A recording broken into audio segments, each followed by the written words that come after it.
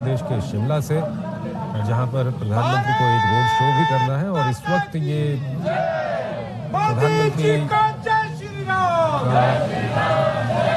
का कारवां है वो वहां पर पहुंच चुका है।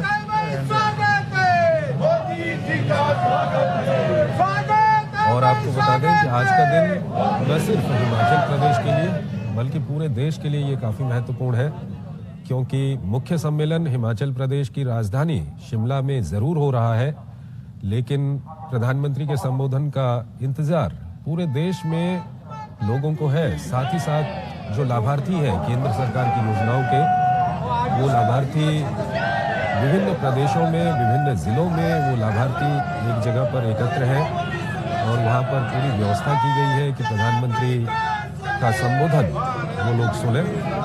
ये आप देख सकते हैं इस वक्त सीधे दृश्य, प्रधानमंत्री मोदी वहां पर पहुंच चुके हैं और सड़क के दोनों ओर काफी संख्या में वहां पर लोग मौजूद हैं जो प्रधानमंत्री का स्वागत कर रहे हैं। तो ये सीधे दृश्य इस वक्त हम आपको दिखा रहे हैं हिमाचल प्रदेश की राजधानी शिमला से, जहां पर प्रधानमंत्री मोदी इस वक्त पहुंच चुके हैं। प्रधानमंत्री का स्वागत वहां पर किया जा रहा है, स्वागत के नारे वहां पर लगाए जा रहे हैं और पुष्प वर्षा भी वहां पर की जा रही है। आप देख सकते हैं लोगों में कितना उत्साह है। सड़क के दोनों ओर वहां पर लोग मौजूद हैं और इसके बाद रिज मैदान में प्रधानमंत्री लोगों को संबोधित करेंगे।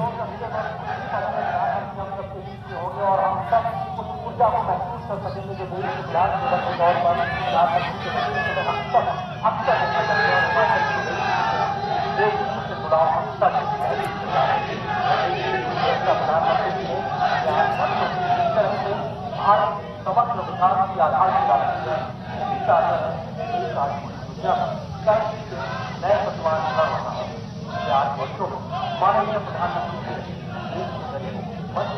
और अत्यंत पक्ष में खड़े व्यक्ति के विकास के लिए जो सामाजिक आर्थिक योजनाओं का खाका तैयार किया है, उसे आज हर व्यक्ति बड़ा बदलाव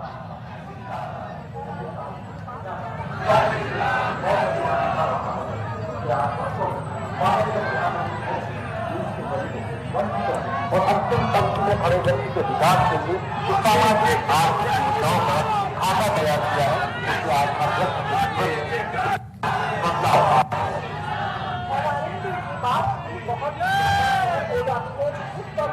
कोरोना महामारी के दौरान दुनिया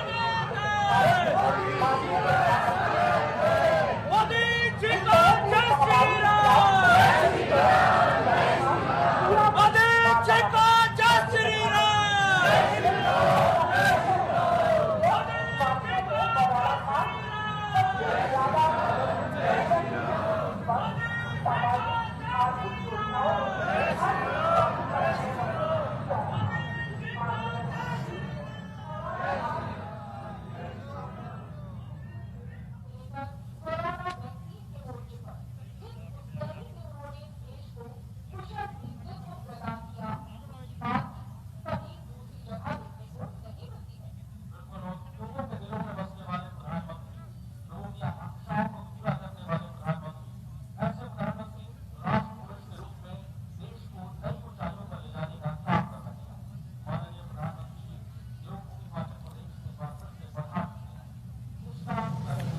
तो इस वक्त प्रधानमंत्री मोदी शिमला में पहुंच चुके हैं और लोगों के द्वारा उनका स्वागत वहां पर किया जा रहा है, पुष्प वर्षा कर उनका स्वागत किया जा रहा है।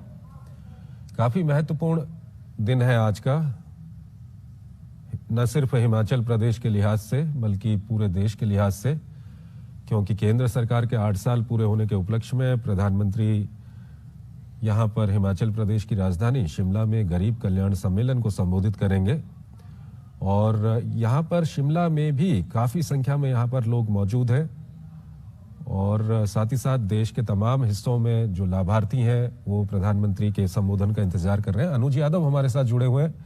अनुज, प्रधानमंत्री पहुंच चुके हैं वहां पर?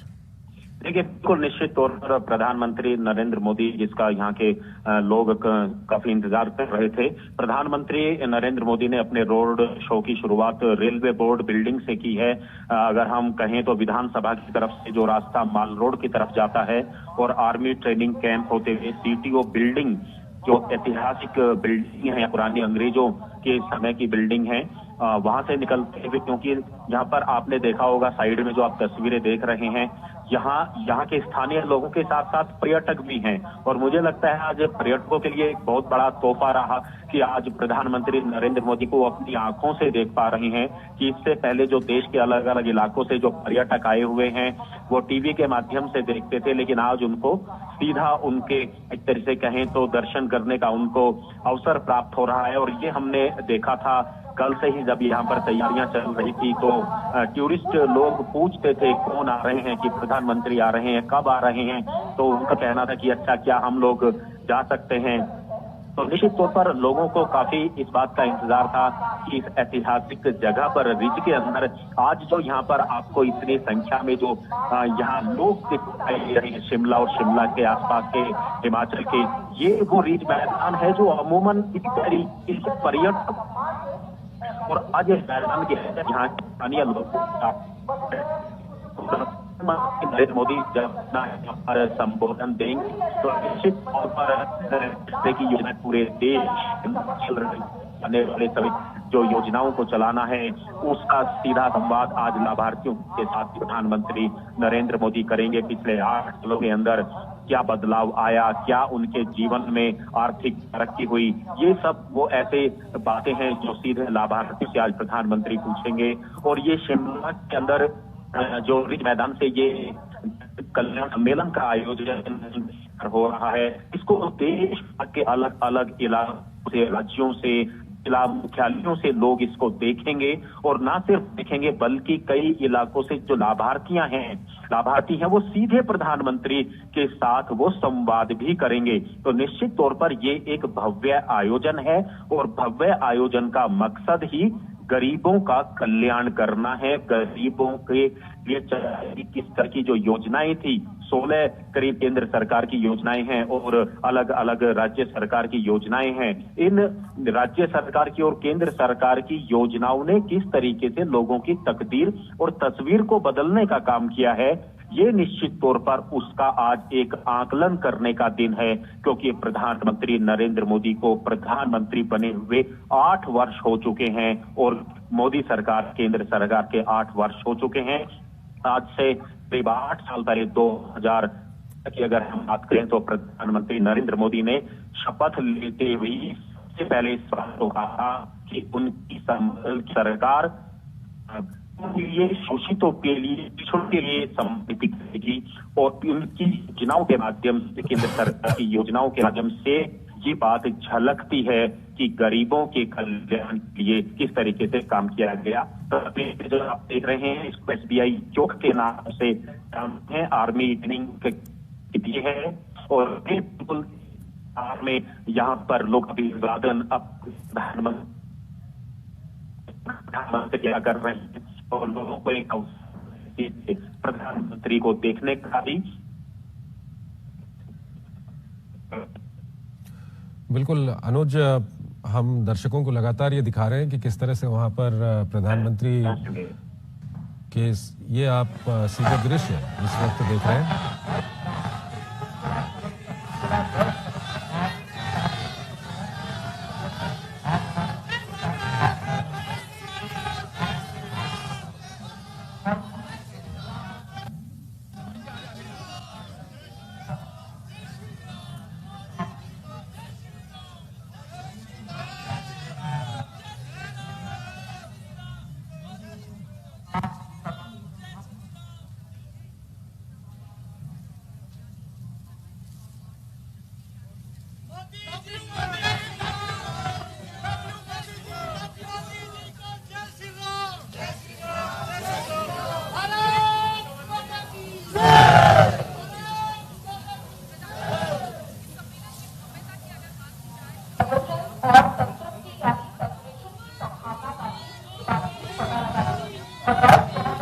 तो इस वक्त ये सीधे दृश्य हम आपको दिखा रहे हैं हिमाचल प्रदेश की राजधानी शिमला से, जहां पर प्रधानमंत्री इस वक्त पहुंच चुके हैं और प्रधानमंत्री के साथ हिमाचल प्रदेश के मुख्यमंत्री जयराम ठाकुर वहां पर आप देख सकते हैं। दोनों सड़क के दोनों ओर काफी संख्या में वहां पर लोग मौजूद हैं, प्रधानमंत्री का स्वागत कर रहे हैं।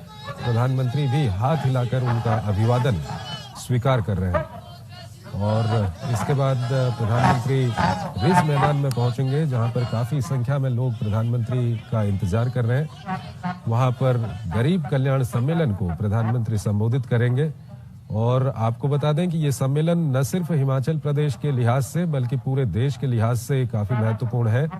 केंद्र सरकार के 8 साल पूरे होने के उपलक्ष्य में ये सम्मेलन आयोजित किया गया है। ये दृश्य हम आपको दिखा रहे हैं, पूरा खचाखच भरा हुआ है हिमाचल प्रदेश का ये रिज मैदान शिमला का, और यहाँ पर लोग इंतजार कर रहे हैं प्रधानमंत्री का।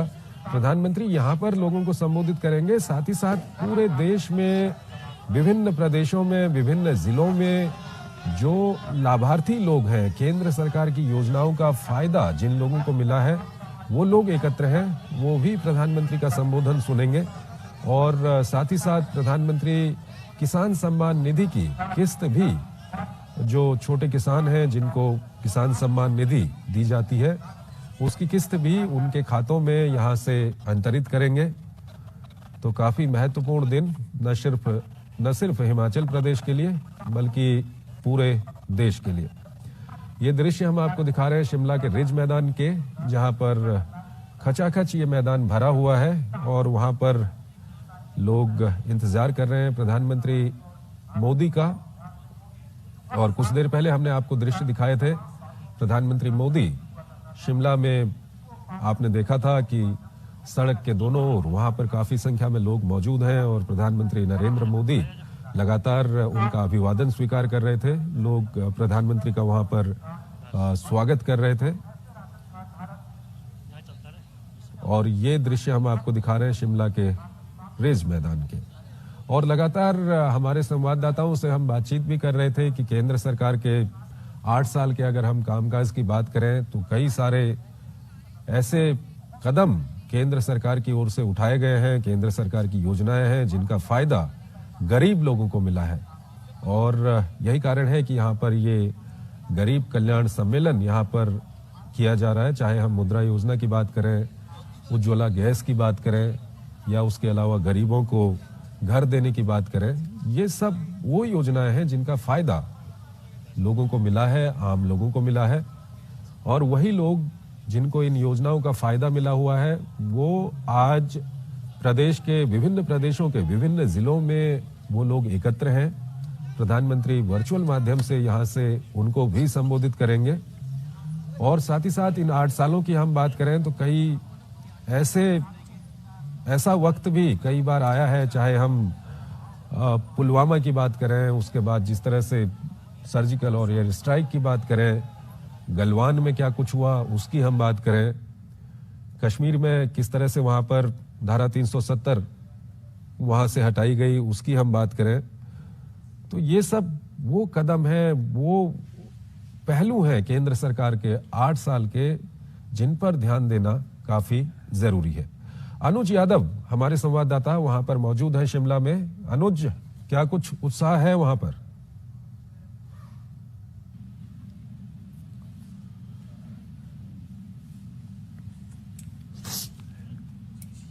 और अनुज से हम बात करेंगे। इस वक्त विशाल बैरिस्टो हमारे साथ जुड़ चुके हैं। विशाल, क्या कुछ देख रहे हैं आप वहां पर? किस तरह का नजारा है प्रधानमंत्री की यात्रा को लेकर के? देखिए चंद्रशेखर, यहाँ बहुत उत्साह का माहौल है और जैसे कि आपने बताया दर्शकों को कि रिज का मैदान पूरा खचाखच भरा हुआ है और स्पेस क्रंच का यहाँ पर प्रॉब्लम है।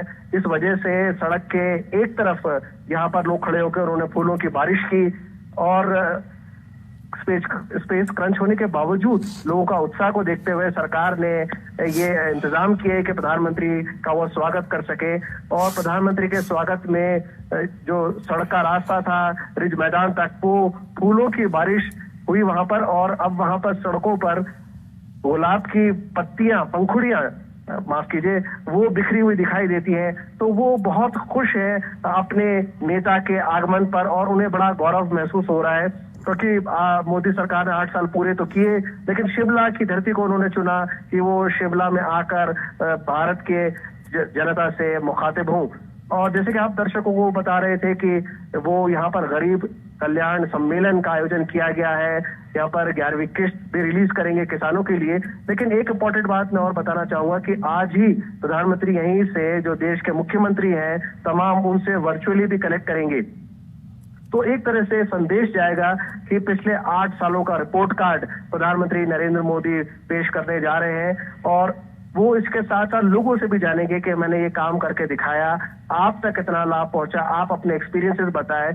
और जो मुख्यमंत्री जयराम ठाकुर ने एक्सक्लूसिव बातचीत में कल हमें बताया, आधे घंटे का एक इंटरेक्शन होगा, वो चाहे वो यहाँ पर जो मौजूद है बेनिफिशरीज उनके साथ हो, उसके साथ ही वर्चुअली जो बेनिफिशरीज कनेक्टेड है उनके साथ आधे घंटे का वो स्लॉट रखा गया है। तो उसमें एक डिटेल बातचीत होगी, अलग अलग योजनाओं के 16 केंद्र सरकार की योजनाएं हैं जो उनके बेनिफिशरीज हैं, जो लाभार्थी, उनके साथ सीधा संवाद करेंगे प्रधानमंत्री। और इसके साथ ही देश के तमाम मुख्यमंत्रियों के साथ भी वो कनेक्ट होंगे वर्चुअली।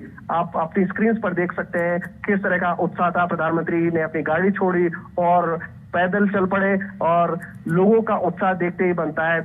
हाथ हिला हिला कर प्रधानमंत्री लोगों का अभिवादन स्वीकार कर रहे हैं और बहुत उत्साह का माहौल है, गर्मजोशी का माहौल है। यहाँ पर पर्यटक हैं, स्थानीय लोग हैं। जगह की जरूर कमी है क्योंकि शिमला एक हिल स्टेशन है, बावजूद इसके आप देख सकते हैं कि कितनी तादाद में लोग आए हैं और कितने डिसिप्लिन तरीके से ये सब मैनेज किया गया है।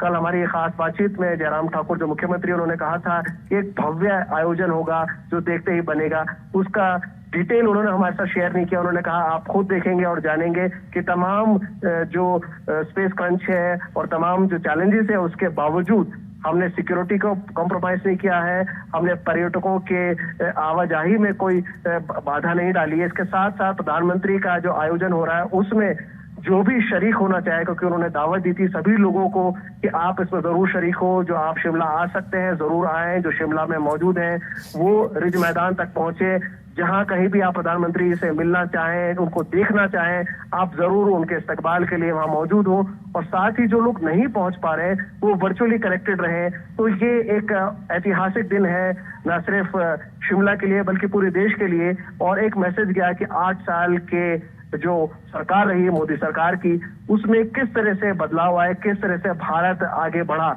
आप बात कर रहे थे भारतीय संस्कृति की, योग की, खेलों की, तो प्रधानमंत्री का हमेशा से जोर रहा है कि हमारा जो आम जन है उसको तो सहायता मिले ही, साथ ही जो हमारा यंग पॉपुलेशन है वो किस तरह से अपने आप को फिट रखने के भी पूरी तरह से मुस्तैद रहे। और इसलिए सॉफ्ट डिप्लोमेसी के जरिए आज पूरी दुनिया में योग फैल गया है। 21 जून को हम अंतर्राष्ट्रीय योग दिवस मनाते हैं और न सिर्फ भारत में बल्कि अलग अलग जो डिफरेंट कॉन्टिनेंट्स है, 5 डिफरेंट कॉन्टिनेंट्स, वहां पर भी योग दिवस मनाया जाता है। और ये एक भारत की सॉफ्ट डिप्लोमेसी की जीत है। हमारी संस्कृति हमारी पहचान है और हमारी पहचान हमारा धर्म, हमारी संस्कृति, हमारी योग पद्धति जो हमारे आम जीवन का हिस्सा है। बहुत सी लाइफस्टाइल डिजीजेस हैं जैसे कि blood pressure, thyroid, hypertension, diabetes, इन सब का इलाज है।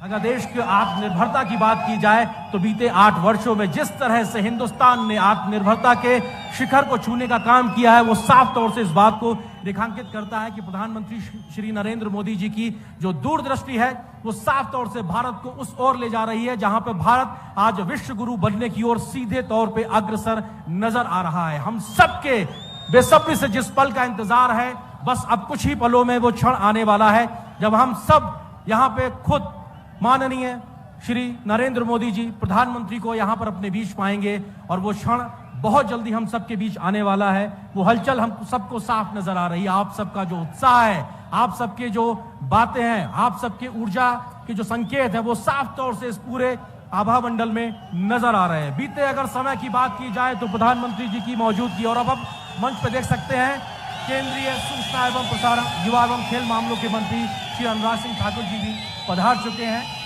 ऊर्जावान नेता, ऐसे व्यक्ति जो हिमाचल की जमीन से जुड़े हुए व्यक्ति हैं और आज देश को अपनी सेवाएं देते नजर आ रहे हैं। निश्चित तौर से उनका नेतृत्व भी अपने आप में न सिर्फ एक आम हिमाचल वासी के माथे को गर्व से भर देता है, बल्कि हर एक देशवासी के लिए भी एक गौरव का क्षण है, क्योंकि जिस तरह से ऊर्जावान नेतृत्व के माध्यम से वो अपने मंत्रालयों का संचालन कर रहे हैं, देश को एक नई दिशा दिखाते नजर आ रहे हैं। हम उम्मीद करते हैं बहुत जल्द ही प्रधानमंत्री श्री नरेंद्र मोदी जी भी हमारे बीच यहाँ पे मंच पे मौजूद होंगे और वो क्षण हमारे पास बस आने ही वाला है।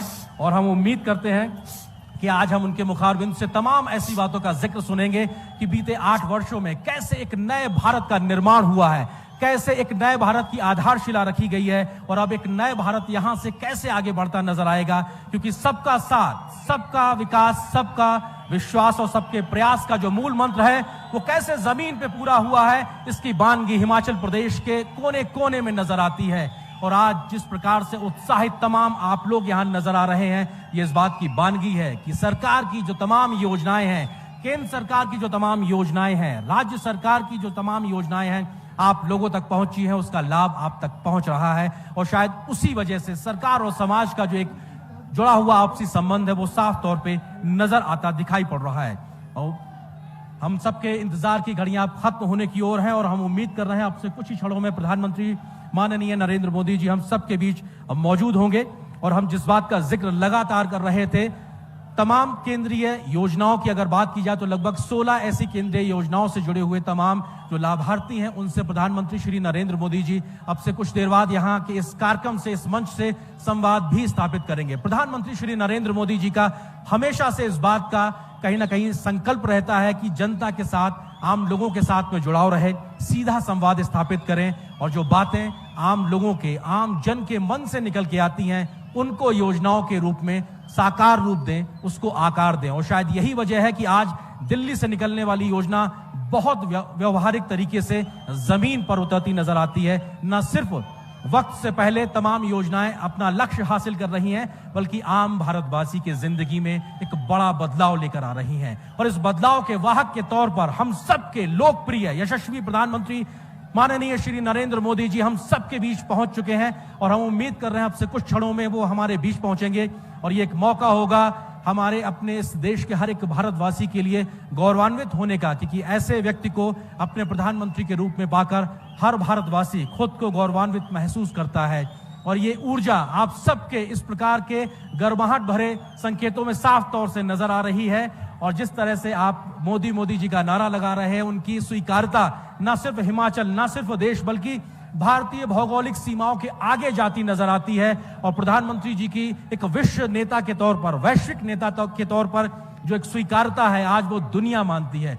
दुनिया में एक विश्व गुरु के तौर पर भारत की पहचान को स्थापित करने में माननीय प्रधानमंत्री श्री नरेंद्र मोदी जी का जो योगदान है वो इतिहास में स्वर्णिम अक्षरों में लिखा जा रहा है। आज भारत की पहचान वैश्विक मंच पर उस तरीके से है जहां दुनिया देखती है वैश्विक समस्याओं के समाधान के लिए भारत आज किस रास्ते को दिखाने के लिए तैयार खड़ा है। आज तमाम दुनिया की चुनौतियों को कैसे निपटा जाए, कैसे समस्या से समाधान के लिए आगे बढ़ा जाए, इन तमाम रास्तों को आगे बढ़ाते हुए खुद प्रधानमंत्री वैश्विक नेता के तौर पर विश्व गुरु भारत की एक स्थापना करते हुए आगे बढ़ते नजर आते हैं। और हम सभी के इंतजार की घड़ियां खत्म होती हुई देश के यशस्वी प्रधानमंत्री माननीय श्री नरेंद्र मोदी जी का मंच पर आगमन हो चुका है।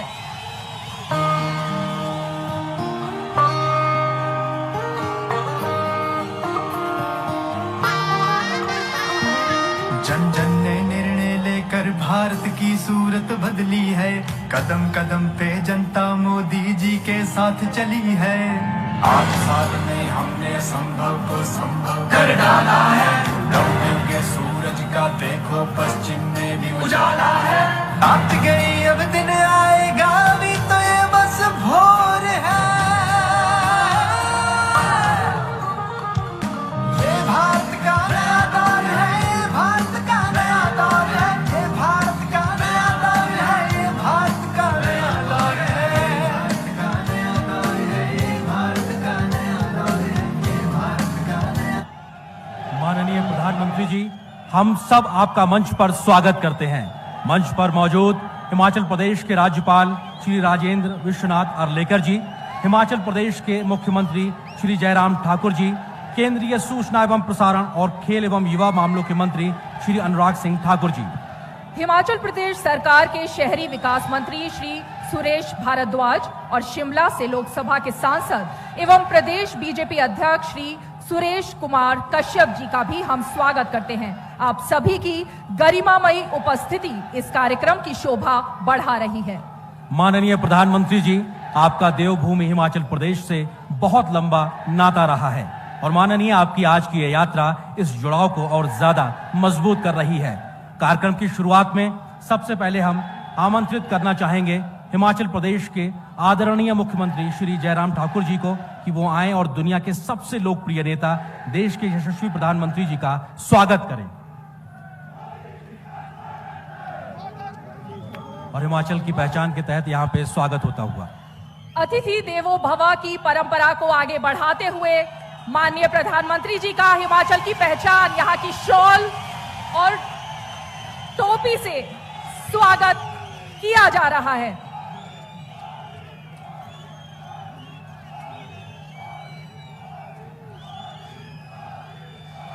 देवभूमि हिमाचल प्रदेश के पुरातात्विक वैभव को प्रदर्शित करता श्री भीमा काली मंदिर का रेखा चित्र भी माननीय प्रधानमंत्री जी को भेंट किया जा रहा है। आप सभी को ये जानकर हार्दिक प्रसन्नता होगी कि ये रेखा चित्र शिमला स्थित कॉलेज ऑफ फाइन आर्ट्स के बच्चों द्वारा बनाया गया है। तो प्रधानमंत्री जी की गरिमा में वो उपस्थिति हम सबके बीच में मौजूद है। अब कार्यक्रम को आगे बढ़ाते हैं। माननीय प्रधानमंत्री जी, आपके मार्गदर्शन में सरकार की जिन कल्याणकारी योजनाओं को हिमाचल प्रदेश में डबल इंजन की सरकार के माध्यम से जिस तेजी से जमीन पर उतारा गया है, उसकी अमिट छाप आज पूरे हिमाचल प्रदेश में साफ तौर पर देखी जा सकती है। प्रधानमंत्री जी आपके इसी जन कल्याणकारी सपने को हिमाचल प्रदेश में पूरा कर रहे हैं यहाँ के लोकप्रिय मुख्यमंत्री श्री जयराम ठाकुर जी। अब हम हिमाचल प्रदेश के लोकप्रिय मुख्यमंत्री जी से निवेदन करते हैं कि वो आए और प्रधानमंत्री जी का पूरे राज्य के लोगों की ओर से औपचारिक रूप से स्वागत करें। माननीय मुख्यमंत्री जी।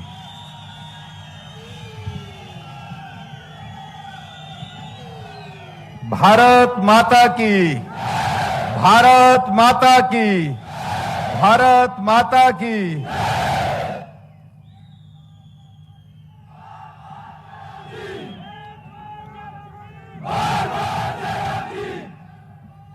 आज इस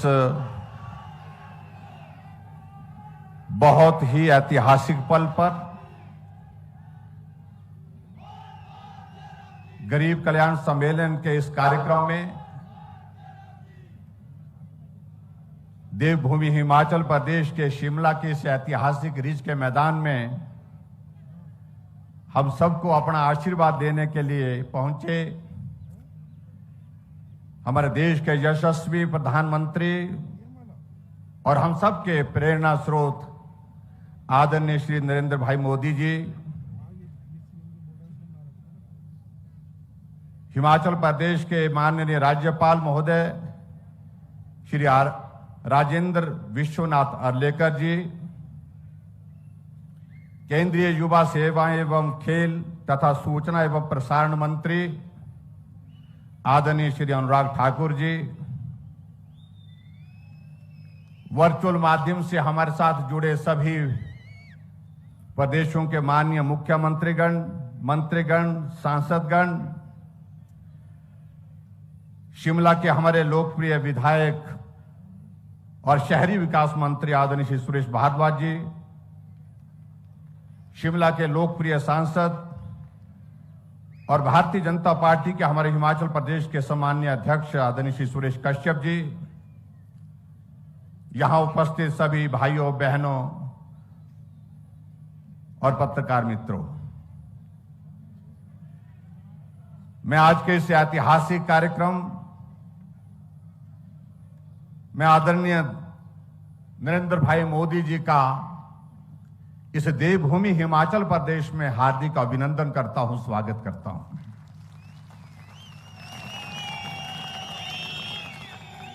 यह हमारे लिए सौभाग्य की बात है कि जहां आदरणीय प्रधानमंत्री जी के मजबूत नेतृत्व में देश ने तेज गति से तरक्की की है और आपके मार्गदर्शन में, आपके नेतृत्व में भारत ने 8 वर्ष का हमारी सरकार का कार्यकाल, यशस्वी कार्यकाल जिसको मैं कह सकता हूं, वो पूर्ण किया है, जिसके लिए मैं हिमाचल प्रदेश के सभी भाई बहनों की ओर से आपको बहुत बहुत बधाई देता हूं। और देवभूमि हिमाचल प्रदेश में आज के इस कार्यक्रम में विशेष तौर से यहां आगमन पर आपका हार्दिक अभिनंदन करता हूं, आपका धन्यवाद करता हूं।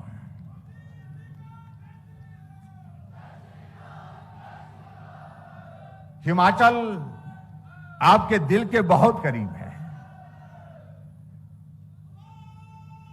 और इस बात को हमने एक बार नहीं अनेक बार आपके आंखों में इसकी झलक देखी है। लेकिन मैं ये भी कहना चाहता हूं, जितना स्नेह आप हिमाचल के लोगों को करते हैं, हिमाचल के इस देवभूमि के लोगों के प्रति रखते हैं, हिमाचल देवभूमि के लोग भी आपको उसी स्नेह की तरह, स्नेह के साथ जो है आपको याद करते हैं, सदैव जो है आपके साथ चट्टान की तरह खड़े हैं।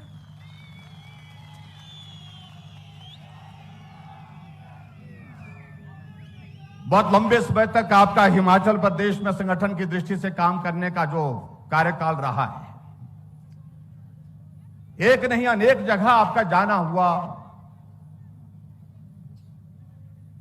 और कितने सारे लोगों को आप आज भी नाम से जानते हैं।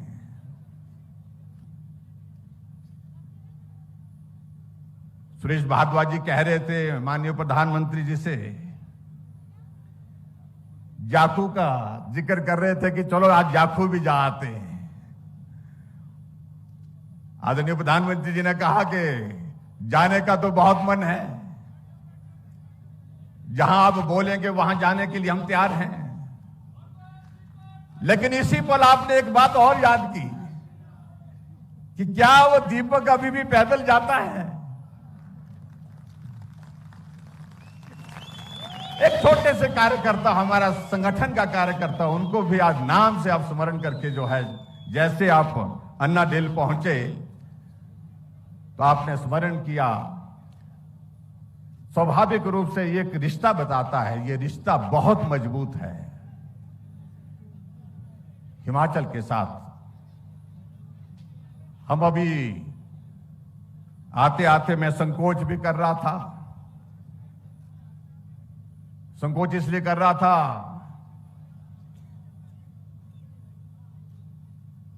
कि शिमला का हम यहां तक का ये सफर, अन्नाडेल से यहां रिज के मैदान तक का, ये शिमला का रिज का मैदान बहुत छोटा मैदान है। यहां हजारों की संख्या में लोग आए हैं, लेकिन वो इस सभा के स्थल में पहुंच नहीं पा रहे हैं, वो वहीं खड़े हैं। एक विनम्र आग्रह हमने किया कि अगर आप 5 मिनट के लिए थोड़ा सा चल करके उनके साथ आप मिल करके चल सकते हैं, उनसे बात करते हुए चल सकते हैं, तो बहुत अच्छा लगेगा। आपने तुरंत जो है वो हमारा आग्रह स्वीकार किया। मैं आपका आभारी हूं। आप माल रोड पे पैदल हो करके यहां तक पहुंचे, शिमला वॉच कंपनी के पास तक पहुंचे। और स्वाभाविक रूप से मेरा यह मानना है कि बहुत पुरानी यादें आपको ताजा हुई होंगी जब आप माल रोड पे रिज के मैदान पे चलते थे, कॉफी हाउस में जाते थे, कॉफी हाउस में बैठ के कॉफी पीते थे, कुछ मीडिया के साथियों के साथ मिलते थे, कुछ वकीलों के साथ मिलते थे, कुछ व्यापारियों के साथ मिलते थे। स्वाभाविक रूप से वो बहुत ऐसी यादें हैं, शायद मुझे लगता है कि आप कभी भूल नहीं पाएंगे। और जिस तरह से पिछली बार जब आपका आना हुआ, जिस दिन शपथ ग्रहण समारोह था, उस दिन आपका जब आना हुआ, उस दिन भी आप यहां से तो चले गए, लेकिन कॉफी हाउस में आप रुक गए और रुक करके वहां पर जो है कॉफी आपने पी। तो स्वाभाविक रूप से ये हमारे लिए, हिमाचल प्रदेश के लिए एक गर्व की बात है कि आज की हिमाचल प्रदेश की सरकार ने इन 4.5 वर्ष के कार्यकाल में बेहतरीन काम करने की कोशिश की। कोविड का बड़ा संकट था, लेकिन उस संकट के बावजूद भी जिस मजबूती के साथ आपने पूरे राष्ट्र का मार्गदर्शन किया, हौसला बढ़ाया, हिम्मत बढ़ाई। संकट बड़ा था, लेकिन उसके बावजूद आपने कहा कि हिम्मत के साथ आगे बढ़िए, एक दिन आएगा ये संकट समाप्त होकर के रहेगा। और आज हम इस बात को कह सकते हैं कि आज वो कोविड का संकट से हम पार निकलते हुए भारत यशस्वी होकर के भारत के अंदर नहीं, भारत के बाहर दुनिया के सभी देशों के लिए एक उदाहरण बना हुआ है। आपके आशीर्वाद से जहां हिमाचल प्रदेश को 10,000 करोड़ रुपए की केंद्र की योजनाएं स्वीकृत की, उसके लिए मैं आपका हृदय से आभारी हूं। विशेष राज्य का दर्जा, जिन योजनाओं में कहीं जगह हम 50% होते थे, 50% स्टेट, 50% केंद्र होता था, कहीं 60-40 था। लेकिन आप जब नेतृत्व करते हुए भारत के यशस्वी प्रधानमंत्री के उस दायित्व पर पहुंचे, आपने बदल करके इस सारी व्यवस्था को हिमाचल प्रदेश को विशेष दर्जा दिया, विशेष राज्य का दर्जा दिया। और 90-10 के तहत आपने हिमाचल प्रदेश के लिए जो मदद की, उसके लिए हम आपके हृदय से आभारी हैं। विशेष पैकेज के तहत आपने हिमाचल प्रदेश को 4 बार 200 करोड़, 200 करोड़, 200 करोड़ और 800 करोड़ रुपए हिमाचल प्रदेश के लिए आपने विशेष सहायता जो दी है, उसके लिए मैं हिमाचल प्रदेश देवभूमि की जनता की ओर से आपका हृदय से आभार व्यक्त करता हूं। आपके आशीर्वाद से हमको एम्स मिला, आपके आशीर्वाद से हमको 3 मेडिकल कॉलेज मिले, चाहे वो चंबा की बात है, चाहे हमीरपुर की बात है, चाहे सिरमौर की बात है। स्वास्थ्य के क्षेत्र में हम आगे बढ़ने में हम उस पर सफल हो रहे हैं, उसके लिए भी मैं आपका हृदय से आपका आभार व्यक्त करता हूं। आपके यशस्वी नेतृत्व में रोहतांग टनल, अटल टनल रोहतांग, जिसका काम कछुआ की चाल से चला था, जैसे आपने प्रधानमंत्री का दायित्व संभाला, आपने उसको गति दी और उसका उद्घाटन करके आपने राष्ट्र को समर्पित किया, उसके लिए भी मैं आपका हृदय से आभार व्यक्त करता हूं। हिमाचल छोटा प्रदेश, लेकिन यहां पर प्राइवेट सेक्टर का इन्वेस्टमेंट हो, इस बात को लेकर के आपने हमारा मार्गदर्शन किया। और आज मुझे इस बात को बताते हुए प्रसन्नता है कि हमने जो ग्लोबल इन्वेस्टर मीट धर्मशाला में की, जिसमें आपका मार्गदर्शन मिला, आपका स्नेह मिला, आपका आशीर्वाद मिला, और उसमें आगे बढ़ करके हम लगभग 50,000 करोड़ रुपए के जो ग्राउंड ब्रेकिंग के साथ जो है हिमाचल प्रदेश में प्राइवेट सेक्टर का इन्वेस्टमेंट लेने में हम सफल हुए, उसके लिए भी मैं आपका हृदय से आभार व्यक्त करता हूं। आप 4 साल के कार्यकाल पूरा होने पर मंडी आए। 27 दिसंबर 2021 को 11,500 करोड़ रुपए के उद्घाटन और शिलान्यास आपने किए और हिमाचल प्रदेश को विकास की राह पर आगे बढ़ने के लिए एक रास्ता दिया, उसके लिए भी मैं आपका आभार व्यक्त करता हूं। आपके आशीर्वाद से मेडिकल डिवाइस हमको हिमाचल प्रदेश को प्राप्त हुआ 5,000 करोड़ रुपए की लागत से, जिसमें लगभग 10,000 नौजवानों को रोजगार मिलेगा, उसके लिए भी मैं आपका हृदय से आभार व्यक्त करता हूं। आदरणीय प्रधानमंत्री जी, बातें बहुत हैं, हम बहुत सारी बातें कर सकते हैं, लेकिन समय की कमी हमारे सामने है। मैं आपका देवभूमि हिमाचल प्रदेश की जनता की ओर से एक बार फिर से अभिनंदन करता हूं, स्वागत करता हूं। एक बहुत सुंदर बात मुझे जो आपके इसमें लगी, अभी 5 प्रदेशों का चुनाव हुआ और कई जगह इस बात को लेकर के कहा जाता था कि रिवाज बना है, 5 साल के बाद बदलाव होता है, परिवर्तन होता है, ये होगा। लेकिन आपने रिवाज बदल दिया और 5 राज्यों में से जहां 4 राज्यों में भारतीय जनता पार्टी की सरकार थी, हम चारों राज्यों में फिर सत्ता में आए।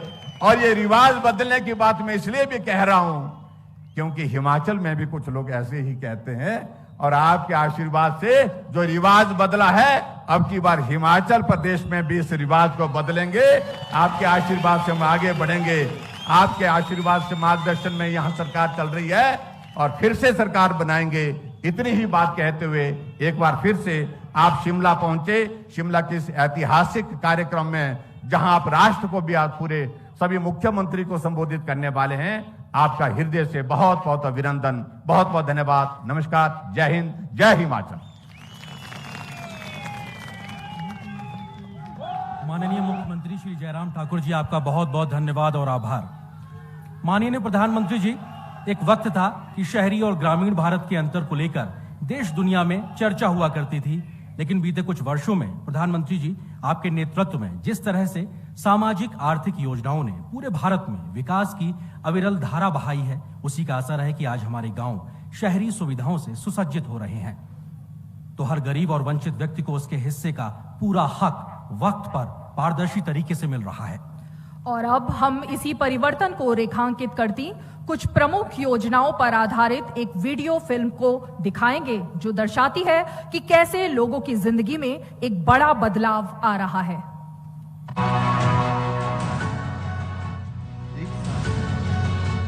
एक समय था जब छत की कमी से जूझते परिवार धूप बारिश सहन करने के लिए मजबूर थे। पानी के लिए महिलाओं का संघर्ष और लंबी कतारें किसी से छिपी नहीं थी। साल 2014 मैं पहली बार केंद्रीय सत्ता की कमान संभाली नरेंद्र दामोदर दास मोदी ने देश में शुरू हुआ नए अवसर, नए इंफ्रा का नया दौर। हम तोड़ रहे हैं जंजीरें, हम बदल रहे हैं तस्वीरें। छत का सपना संजोए लोगों को मिले प्रधानमंत्री आवास योजना के मकान और मिला गरिमापूर्ण जीवन जीने का अवसर। पहले हम कच्चे मकान में रहते थे, नलिये वाले में, और पानी बहुत टपकता था और मकान भी नहीं था, और अब हमको प्रधानमंत्री आवास योजना मकान मिला। बदलाव का दौर उन गांवों तक भी पहुंचा जो आजादी के बाद 70 साल तक भी अंधेरे में डूबे थे। ऐसे ही 18,000 गांवों की दशा बदली और गांव रोशन हो उठे।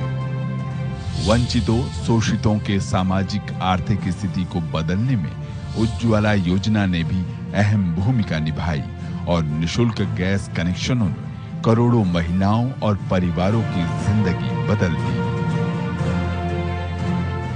सामाजिक स्थिति में एक बड़ा बदलाव लेकर स्वच्छ भारत भी आया। प्रधानमंत्री मोदी के संकल्प को जनता का साथ मिला और देश 100% ODF बना। पहले आगे से शौचालय नहीं था, तब बेटी पुतो बाहर जाते। आप है कि शौचालय बन गया है, तो अपना बेटी पुतो बाहर नहीं जाते हैं।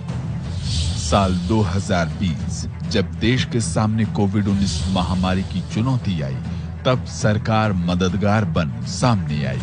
राशन की चिंता में परेशान लोगों को राहत दी और शुरू हुई प्रधानमंत्री गरीब कल्याण अन्न योजना।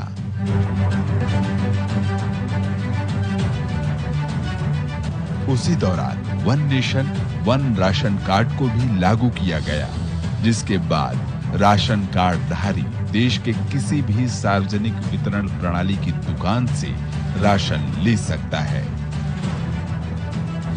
महामारी के दौरान आर्थिक चुनौतियों को देखते हुए सरकार ने ठेला, रेहड़ी पटरी वालों के लिए प्रधानमंत्री स्वनिधि योजना का शुभारंभ किया। इस योजना में 10,000 का ऋण दिया जाता है।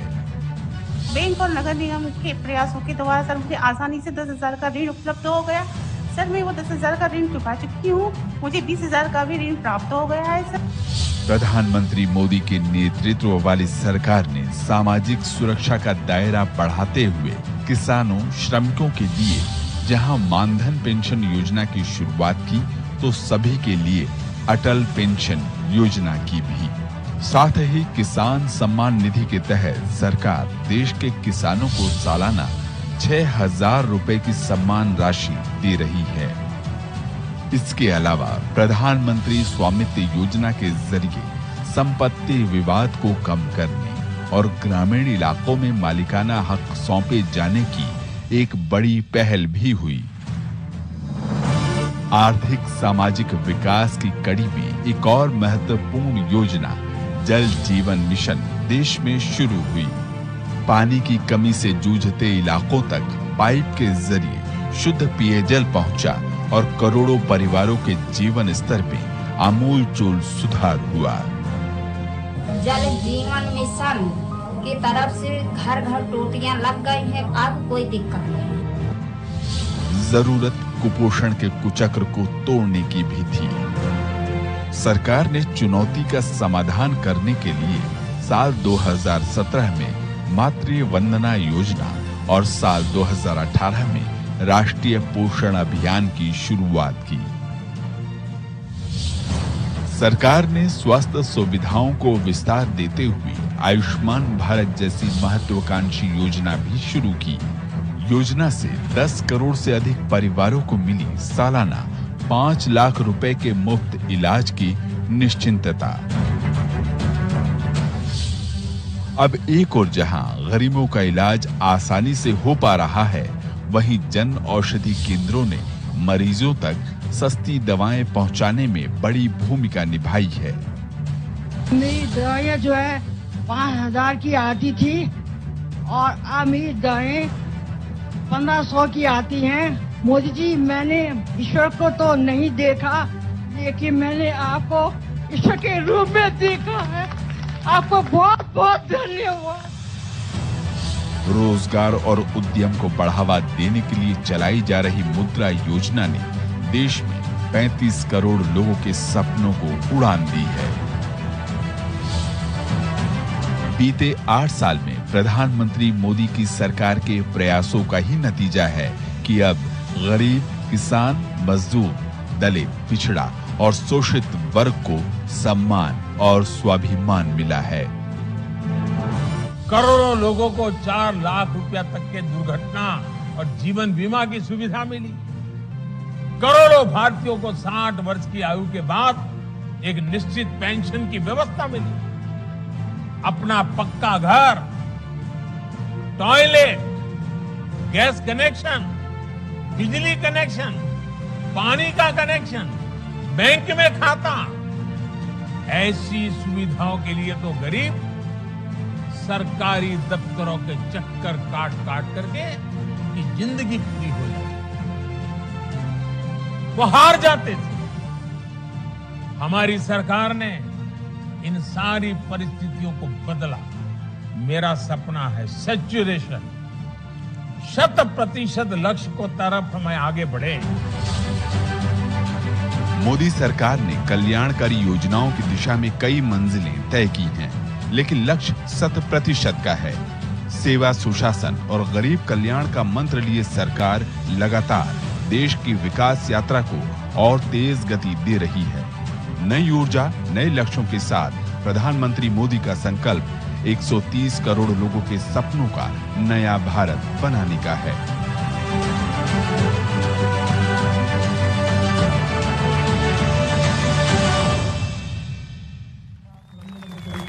8 साल सुशासन, गरीब कल्याण के और प्रधानमंत्री श्री नरेंद्र मोदी लगातार बीते 8 वर्षों से देश की सेवा में तल्लीन है। एक नए भारत का निर्माण हो रहा है। हम सबके भारत संवर रहा है और इसके प्रेरणा हैं माननीय प्रधानमंत्री श्री नरेंद्र मोदी जी। माननीय प्रधानमंत्री जी, आजादी के दशकों बाद तक देश की योजनाओं को बनाने में आम लोगों की भागीदारी ना के बराबर होती थी, लेकिन प्रधानमंत्री जी, आपने जब से देश का नेतृत्व संभाला है, उसके बाद से हमेशा आपका प्रयास रहा है कि लोगों से सीधा संवाद स्थापित करके और उनकी आकांक्षाओं के अनुरूप योजनाओं को आकार दिया जाए। सरकार और समाज का ये जुड़ाव एक नए परिवर्तन की इबारत लिख रहा है। इसी क्रम को आगे बढ़ाते हुए आज फिर से माननीय प्रधानमंत्री जी अब अनेकों सामाजिक आर्थिक योजनाओं के लाभार्थियों से सीधा संवाद स्थापित करेंगे। और इस क्रम को आगे बढ़ाते हुए हम सीधे रुक करते हैं और चलते हैं केंद्र शासित प्रदेश लद्दाख, जहां के लेह जिले से हमारे साथ जुड़ रहे हैं ताशी टुंडुप जी, जिनको प्रधानमंत्री आवास योजना, उज्ज्वला योजना, पीएम गरीब कल्याण योजना, एक राष्ट्र एक राशन कार्ड योजना, आयुष्मान भारत योजना एवं खाद्य सुरक्षा योजना का लाभ मिला है। माननीय प्रधानमंत्री जी अब ताशी टुंडुप जी से सीधा संवाद करेंगे। माननीय प्रधानमंत्री जी। ताशी टुंडुप जी, क्या आप प्रधानमंत्री जी को सुन पा रहे हैं? जी हाँ, नमस्ते सर। आप अपना अनुभव प्रधानमंत्री जी से साझा करें। नमस्ते जी। नमस्ते नरेंद्र मोदी साहब, नमस्ते। ताशी जी, कैसे हैं आप? मैं ठीक हूँ साहब, मेहरबानी साहब, आपका शुक्रिया। लद्दाख में मौसम कैसा है? अभी तकरीबन आज थोड़ा धुगला जैसा है सर, मौसम में वैसे तकरीबन ठीक है जी। अभी टूरिस्ट आना शुरू हुआ कि नहीं हुआ? बहुत से टूरिस्ट साहब, बहुत टूरिस्ट आ रहे हैं। जी जी। अच्छा ताशी जी, बताइए अपने विषय में और आपको भारत सरकार की किन योजनाओं का लाभ मिला? हमें बहुत मिला सर, आपकी मेहरबानी से, आपके गवर्नमेंट की मेहरबानी से शुक्रिया अदा करता हूँ। हमको जन जीवन मिशन से हमको मिला है PMYG का स्कीम से हमको घर बनाने का मौका मिला। आपका बहुत बहुत शुक्रिया जी। पहले जिस मकान में रहते थे और अब खुद का मकान मिला है, तो क्या फर्क महसूस कर रहे हैं? जी, पहले हमारे पास रूम होती थी, लेकिन बहुत कच्चा रूम होती थी, तो उसमें हमको बैठने का बहुत सहूलियत ठीक से नहीं होता था, क्योंकि बर्फ के टाइम पर, बारिश के टाइम पर शौचालय भी सही नहीं होती थी, हमारे पास आंगन भी नहीं होती, तो बहुत तकलीफ होता था।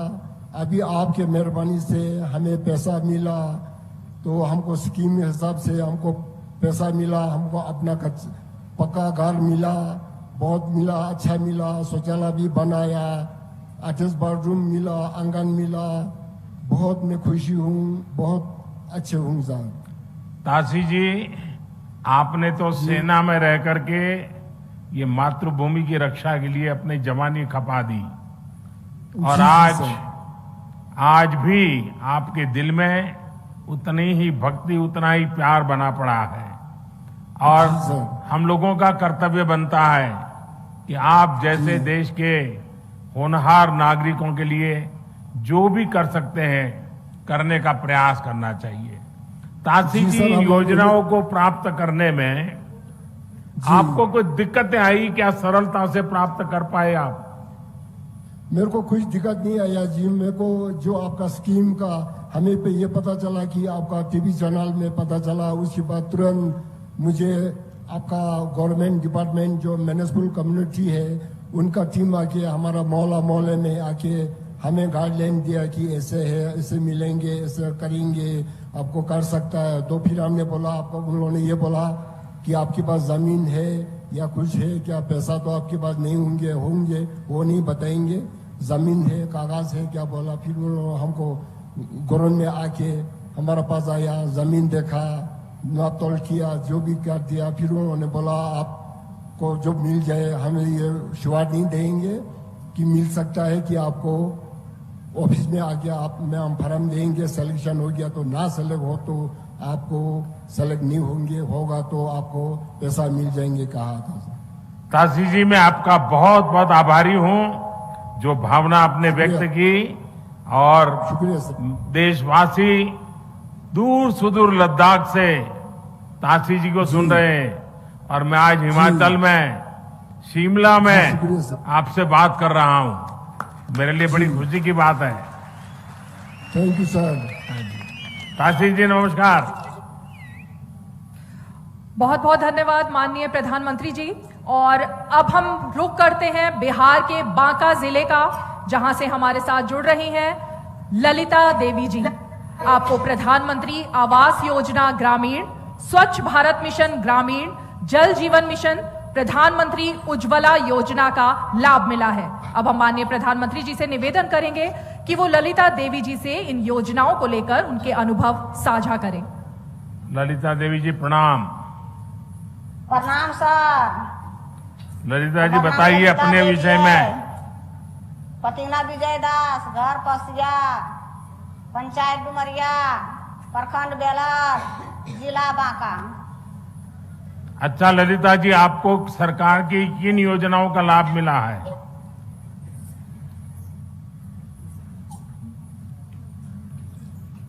भारत सरकार की जो योजनाएं थी उसमें से कौन सी योजना थी जिसका आपको लाभ मिला है? घर मिला सर। घर जैसे पहले माटी घर चले सर, नारा घर, जैसे माटी घर नारा घर चले, बहुत चुबे चले पानी सर, बच्चा बुतरू बहुत दिक्कत होवे चले सर। आ जब पक्का मकान होले कोई चीज के दिक्कत नहीं होवे छे सर, बच्चा बुतरू बहुत बढ़िया से रहे छे। आ पहले बहुत दिक्कत होवे छे, आ सब शौचालय बना लिए सर, जैसे लटा ले बाहर दे छलिए, शर्म लगे छले सर, अब शर्म नहीं लगे छे। सब बच्चा बुतरू मिल के, सब परिवार मिल के घरे शौचालय करे छिए। आज सब गांव टोला वाला लगा के सबके शौचालय हो गए छे सर। ललिता देवी जी, बच्चों को पढ़ाती हो? हाँ सर। क्या पढ़ते हैं बच्चे? बड़ी लड़की बीए में, एक और बड़ा बेटा है वो इंटर के एगो छोटी लड़की उन्नमा में, एक तो छोटा बेटा 7वां में। अच्छा, अभी ये जो प्रधानमंत्री आवास योजना मिल गया तो बच्चों को पढ़ाई की भी सुविधा हो गई होगी, आराम से पढ़ पाते होंगे। हाँ सर। घर में काम में मदद करते हैं, पढ़ने गए तो? हाँ सर करते हैं। सरकारी, हाँ सरकारी स्कूल में पढ़ाई जाए छे सर। अखने बहुत बढ़िया लागे छे, सुविधा होवे छे। देखिए, अब तो आपको घर मिल गया है तो अच्छे घर में बच्चों की शादी भी हो पाएगी। हाँ सर, गैस मिल गए, गैस चूल्हा मिल गए सर। पहले लकड़ी बैठा खाना बनावे छलिए तो धुइयां लागे छे आँखी में। आया बहुत बढ़िया सुविधा हो गए तो बच्चा बुतरू खाना उना जल्दी से बनाए के सरकारी हॉस्पिटल, सरकारी स्कूल भेज दे छे। अच्छा, गांव में अभी भी कुछ लोग होंगे जिनका मकान अभी बनना बाकी होगा, क्योंकि हमने तय किया है कि जिनको अभी मकान नहीं मिला है उनको हम बना रहे हैं। हो सकता है किसी को 2 महीने देर से, किसी को 4 महीना देर से, लेकिन सबको मिलेगा। जब आपका घर बन गया है, आप जिन लोगों को, गरीब परिवारों को जानती होगी जिनका घर नहीं बना होगा, तो वो क्या बोलते हैं आपको, आप उनको क्या समझाती हो? हाँ सर। उनको विश्वास देती हो कि घर मिल जाएगा? बढ़िया समझाइए सर। हाँ, चलिए ललिता देवी जी, प्रणाम आपको। मुझे अच्छा लगा आपने इतना संतोष व्यक्त किया जी। और बिहार के बाद अब हम रुख करते हैं माननीय त्रिपुरा का। पश्चिम त्रिपुरा जिले के पंकज साहनी जी के पास चलते हैं। पंकज जी को एक राष्ट्र एक राशन कार्ड योजना, प्रधानमंत्री गरीब कल्याण अन्न योजना जैसी अनेकों योजनाओं का लाभ मिला है। हम माननीय प्रधानमंत्री जी से पुनः निवेदन करेंगे कि वो त्रिपुरा के पंकज जी से उनके अनुभवों को साझा करें। माननीय प्रधानमंत्री जी। पंकज जी नमस्ते। नमस्कार सर। पंकज जी बताइए, आप त्रिपुरा में क्या करते हैं और आपको किस योजना से क्या लाभ मिला है? सर, घर मिला है, शौचालय मिला है, नल का पानी मिला है, बिजली बिल मिला है। इतनी सारी योजनाएं मिल गई आपको? जी सर। आप मूल कहां से हो? जी सर। आप कहां के रहने वाले हो? बिहार के सर, समस्तीपुर जिला के हैं। बिहार से हो? जी सर। तो कितने साल से त्रिपुरा में रह रहे हो? 10 साल से सर। 10 साल हो गया। तो आपका राशन कार्ड वगैरह तो बिहार का होगा? सर, बिहार का मतलब है, लेकिन इधर में जब काम करते थे इधर डीलर मिला तो अभी one nation one ration card मिला है, लगाते हैं तो वो आपको मिल गया क्या? जी sir. One nation one ration card जो है, जो अन्य राज्यों में लोग जाते हैं तो उनको तकलीफ न हो इसलिए सरकार ने बनाया है। वो वन राशन कार्ड वाला आपका बन गया है क्या? जी सर, बन गया है। तो उसके कारण राशन अब आपको त्रिपुरा में भी ठीक से मिल जाता है? सर, मिल जाता है। अच्छा, और क्या सुविधाएं मिली हैं आपको पंकज जी? सर, हमको कोई चीज को दिक्कत नहीं हुआ। लॉकडाउन में भी हमको, मेरा बीवी और बच्चे सब कुछ, लाइट नहीं था तो कहाँ जाएंगे। हाँ, हमारा देश ऐसे ही तरक्की कर रहा है। चलिए पंकज जी, मुझे बहुत अच्छा लगा। और त्रिपुरा से आप बात कर रहे हैं, माता त्रिपुरा सुंदरी को हम और प्रणाम कर रहे हैं यहाँ से। बहुत बहुत धन्यवाद माननीय प्रधानमंत्री जी। और त्रिपुरा के बाद अब हमारे साथ जुड़ रही हैं कर्नाटक के कलबुर्गी जिले से संतोषी जी। आपको आयुष्मान भारत हेल्थ एवं वेलनेस सेंटर योजना से काफी लाभ मिला है। क्या है इनके अनुभव, इसको जानने के लिए हम माननीय प्रधानमंत्री जी से अनुरोध करेंगे कि वो उनके अनुभवों को साझा करें। संतोषी जी नमस्ते। नमस्कार।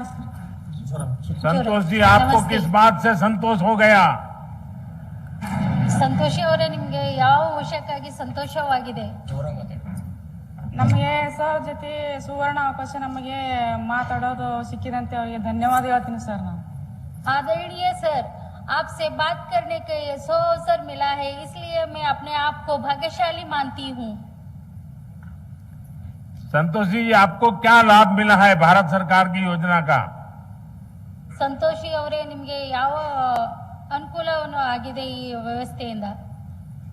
ನಮ್ಮ ಸರ್ ನಮ್ಮ ತಾವೇರಿಗೆ ಅವರಿಗೆ BP ಶುಗರ್ ಇತ್ತು ಸರ್. BP ಶುಗರ್ಲಿಂದ ನಮ್ಗೆ ಹೊರಗೆ ಪ್ರೈವೇಟ್ ತೋರಿಸಿದ್ದೆ ಸರ್ ಪೈಲೆ. ಈಗ ನಾವು ಆರೋಗ್ಯ ಕೇಂದ್ರ ಬಂದ್ಮೇಲೆ ನಮ್ಮ ಮನೆ ಮೇಡಮ್ ಅವ್ರು ಬಂದು ಡೋರ್ ಕಿಸಾತ್ ನೀವು ಆರೋಗ್ಯ ಕೇಂದ್ರದಿಂದ ನೀವು ಆಸ್ಪತ್ರೆಯಲ್ಲಿ ನೀವು ಬಂದು ಫ್ರೀ ಟ್ರೀಟ್ಮೆಂಟ್ ಇದೆ, ಫ್ರೀ ಎಲ್ಲ ನಿಮಗೆ ಬಂದ್ ಕೇಸಿ ನೀವು ತೋರಿಸ್ಕೊರಂತ ಕೇಸ್ ನಮ್ಗೆ ಹೇಳ್ದ ಸರ್. ಹಾಗಾಗಿ ನಾವು ಇದು ಫ್ರೀಯಲ್ಲಿಂದ ನಮ್ಮ ತಾಯಿಯವರಿಗೆ ಆಸ್ಪತ್ರೆಗೆ ಕರ್ಕೊಂಡು ಹೋಗಿ ನಮ್ಮ ತಾಯಿಯವ್ರಿಗೆ BP ಶುಗರ್ ಟೆಸ್ಟ್ ಮಾಡಿದ್ರು ಸರ್. ಆಮೇಲೆ ಗುಳಿಗೆ ಕೊಟ್ಟರು ಸರ್. ಹಾಗಾಗಿ ನಮಗೆ ಭಾರತ ಸರ್ಕಾರದಿಂದ ಏನದಾರ ನಮಗಿದು ಯೋಜನೆ ಬಂದು ನಮಗೆ ಭಾಳ ಸಂತೋಷ ಆಗ್ಯದ್ರಿ. ಹಾಗಾಗಿ ಇದರಿಂದ ನಮಗೆ ಇನ್ನೂ ಭೀ ನಮ್ಮ ತಾಯಿಯವ್ರಿಗೆ ಆರೋಗ್ಯವಲ್ಲಿಂದ ಕಾಪಾಡಿದ್ರೆ ಈಗ ಮುಂದೆ ಭೀ ಇನ್ನೂ ಭೀ ಹಿಂಗೆ ಇರ್ಲಂತ ನಮ್ಮ ಸಂತೋಷದಿಂದ ಕಾಪಾಡ್ತೀನಿ, ಹಿಂಗೆ ಇರ್ಬೇಕಂತ ಕೇಸಿ ನಂದು ಒಂದು ಇದರಲ್ಲಿಂದ ನಾನು ಕೇಳ್ಕೊತೀನಿ ಸರ್. आदरणीय सर जी, पहले हमारे गांव में ये सुविधा नहीं थी. उस टाइम बहुत प्रॉब्लम होता था. हमारे घर में हमारी माता जी को आराम नहीं रहता था. उस टाइम गोली और उपयोग नहीं होता था. जब से हेल्थ एंड वेलनेस सेंटर हमारे यहाँ हुआ है हमारे गांव में, और हमारी माता जी को और हमारे सभी गांव वालों को बहुत उपयोग हो रहा है. और हमारे घर तक हमारे लोगों को चेकअप कराया जा रहा है और गोली दवा फ्री में दिया जा रहा है. इससे हमारी बहुत अच्छी तरह से देखभाल हो रहा है और हमारी माताजी भी अभी स्वस्थ है. तो ये सब आपकी कृपा से हुआ है, इसलिए हम तहे दिल से आपको शुक्रिया करते हैं. संतोषी जी, आप इतने बढ़िया तरीके से अपनी बात बता रही थी, आप बोल रही थी तो कन्नड़ा में, लेकिन मैं फील कर रहा था कि आपके मन को कितना संतोष है और आपके परिवार को जो लाभ मिला है और पूरे गांव के लिए आपके मन में जो भाव है वो भी आप व्यक्त कर रही हो. लेकिन एक बात कहूं मैं संतोषी जी, अगर मैं कर्नाटका में होता और वहां मैं भाजपा का अगर कार्यकर्ता के नाते काम करता तो मैं आपको चुनाव लड़वा देता. आप इतने बढ़िया तरीके से सारा विस्तार से बता दिया. बात बताने का आपका जो तरीका है, आप गांव की सबसे बड़ी लीडर बन सकती हो. धन्यवाद सर. धन्यवाद सर.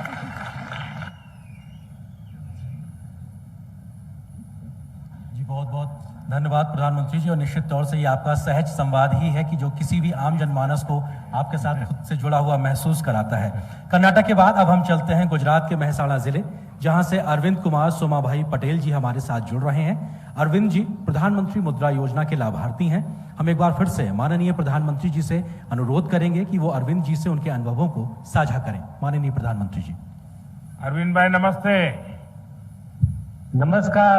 केम जो सर जी, मैं अपने मेहसाणा जिले अपने वतन के माननीय यशस्वी प्रधानमंत्री नरेंद्र मोदी से सीधी बात कर रहा हूं. इसे मैं हृदय पूर्वक खूब प्रसन्न हूं.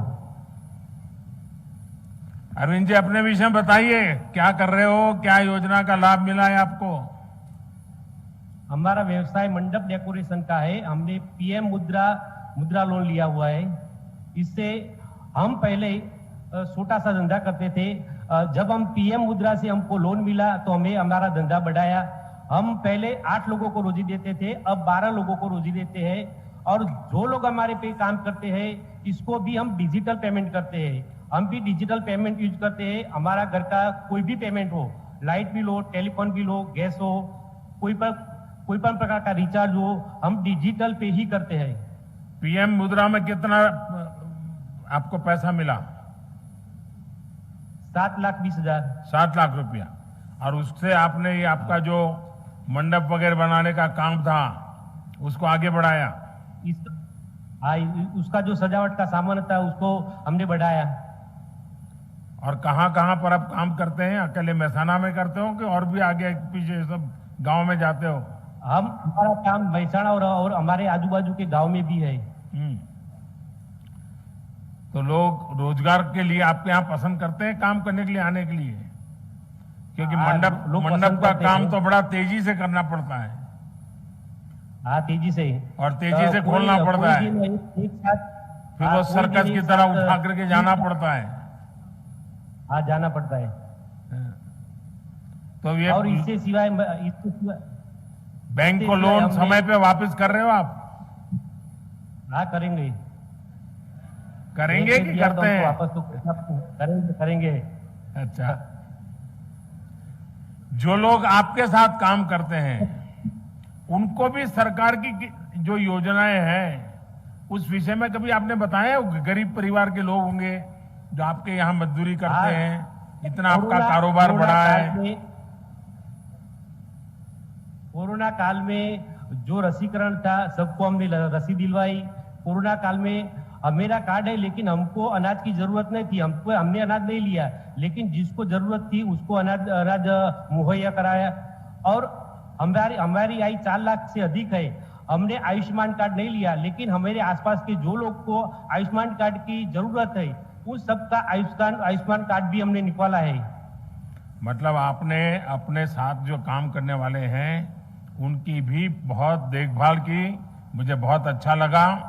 मेरी अरविंद भाई आपको और प्रधानमंत्री मुद्रा योजना का लाभ लेकर के अपना व्यवसाय, अपना कारोबार जो सेल्फ स्वरोजगार की दिशा में काम करना चाहते हैं उसमें आपने एक बड़ा प्रेरणा का काम किया है और आप रोजगार खोजने वाले नहीं, रोजगार देने वाले बन गए।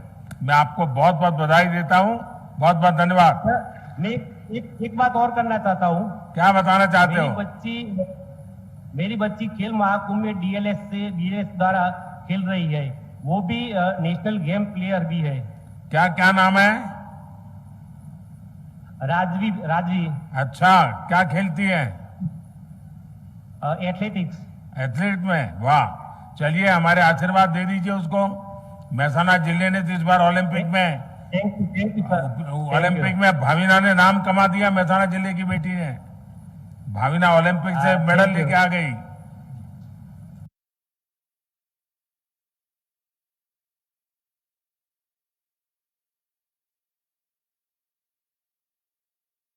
Thank you. हाँ, बहुत बहुत धन्यवाद माननीय प्रधानमंत्री जी। और अब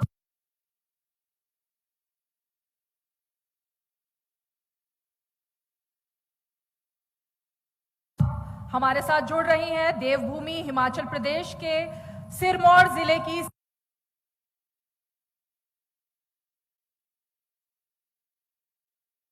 समा देवी जी।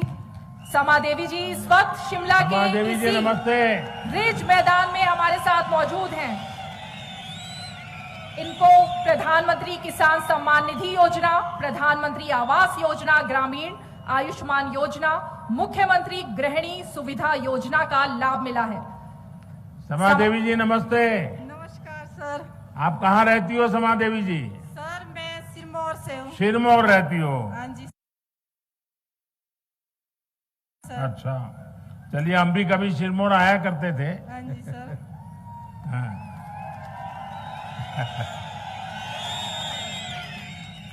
अच्छा रमा देवी जी बताइए हमें, समा देवी जी हाँ जी सर। हमें बताइए आपने भारत सरकार की वो कौन सी योजनाएं हैं जिसका आपने लाभ लिया है, आपको फायदा मिला है?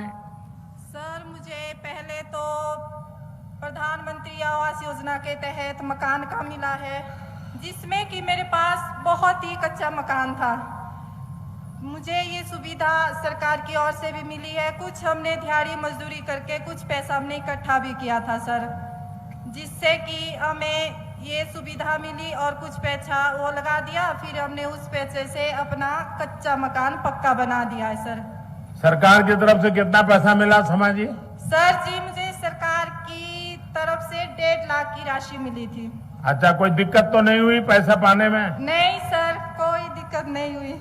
अच्छा, हाँ जी सर। और मकान आपको जैसा चाहिए था वैसा बना दिया? हाँ जी सर।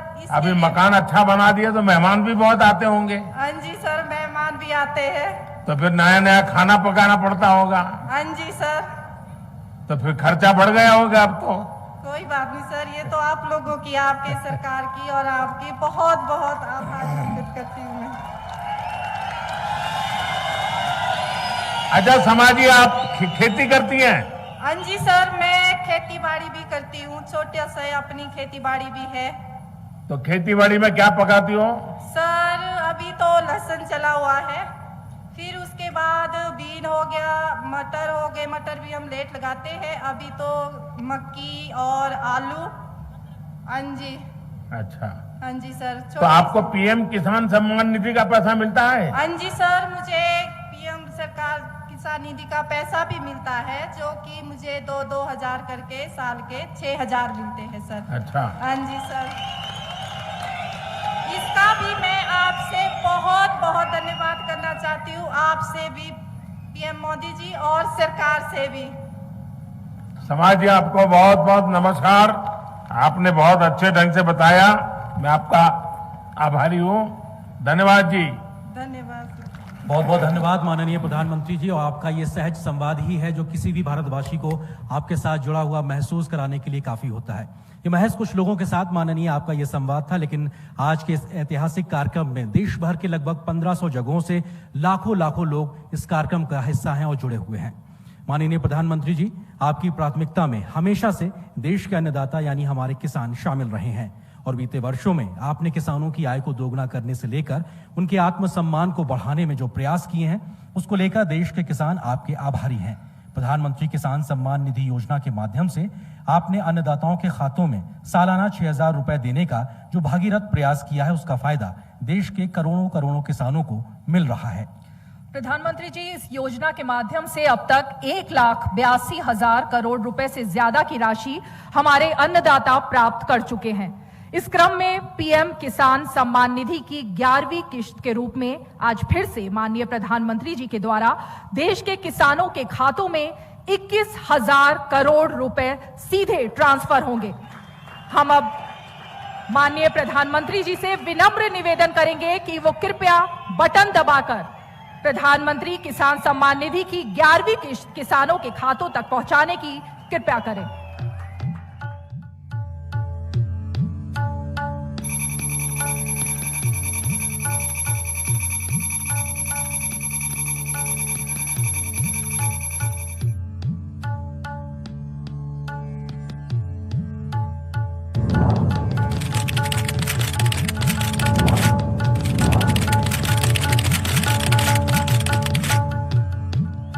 निश्चित तौर से हमने देखा कि कैसे पारदर्शी व्यवस्था से डिजिटल भारत, डिजिटल इंडिया के माध्यम से देश के अन्नदाताओं के खातों में सीधे 21,000 करोड़ रुपए प्रधानमंत्री जी के हाथों से ट्रांसफर हुए हैं, और लाभ पाने वाले किसानों की जो संख्या है वो 10 करोड़ है। और अपने आप में अगर आज तक की बात की जाए, अगर इस किश्त को 11वीं किश्त को मिला दिया जाए तो 2 लाख करोड़ से ज्यादा की रकम अब तक किसानों के खातों में पहुंच चुकी है। बहुत बहुत धन्यवाद प्रधानमंत्री जी। और भारत के मान सम्मान को देश दुनिया में बढ़ाने का काम करने वाले, देश की 130 करोड़ जनता की आकांक्षाओं को पूरा करने वाले ऐसे प्रधानमंत्री, जिन्हें प्रधानमंत्री के रूप में पाकर भारत का हर एक नागरिक गर्व महसूस करता है। अब हम बेहद विनम्रता के साथ आमंत्रित करना चाहते हैं दुनिया के सबसे लोकप्रिय नेता और नए भारत के शिल्पकार माननीय प्रधानमंत्री श्री नरेंद्र मोदी जी को कि वो कृपया आए और हमें अपने आशीर्वचनों से अनुग्रहित करें। माननीय प्रधानमंत्री जी।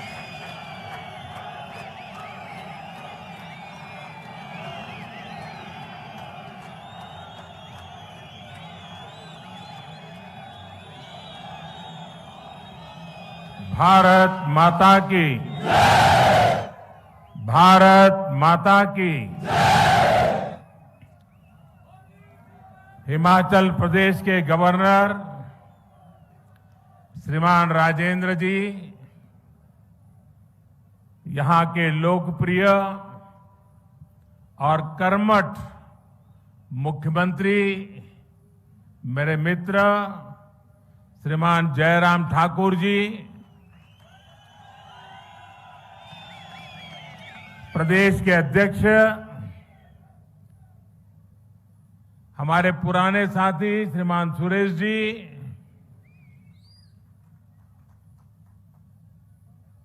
केंद्र के मंत्रिपरिषद के मेरे साथियों, सांसदगण, विधायकगण, हिमाचल के सभी जनप्रतिनिधिगण, आज मेरे जीवन में एक विशेष दिवस भी है और उस विशेष दिवस पर इस देवभूमि को प्रणाम करने का मौका मिले, इससे बड़ा जीवन का सौभाग्य क्या हो सकता है। आप इतनी बड़ी तादाद में हमें आशीर्वाद देने के लिए आए, मैं आपका बहुत बहुत आभार व्यक्त करता हूं। अभी देश के करोड़ों करोड़ किसानों को उनके खाते में पीएम किसान सम्मान निधि का पैसा ट्रांसफर हो गया, पैसा उनको मिल भी गया और आज मुझे शिमला की धरती से देश के 10 करोड़ से भी ज्यादा किसानों के खाते में पैसे पहुंचाने का सौभाग्य मिला है। वे किसान भी शिमला को याद करेंगे, हिमाचल को याद करेंगे, इस देवभूमि को याद करेंगे। मैं इन सभी किसान भाइयों बहनों को भी हृदय से बहुत बहुत बधाई देता हूं, अनेक अनेक शुभकामनाएं देता हूं। साथियों, ये कार्यक्रम शिमला में है,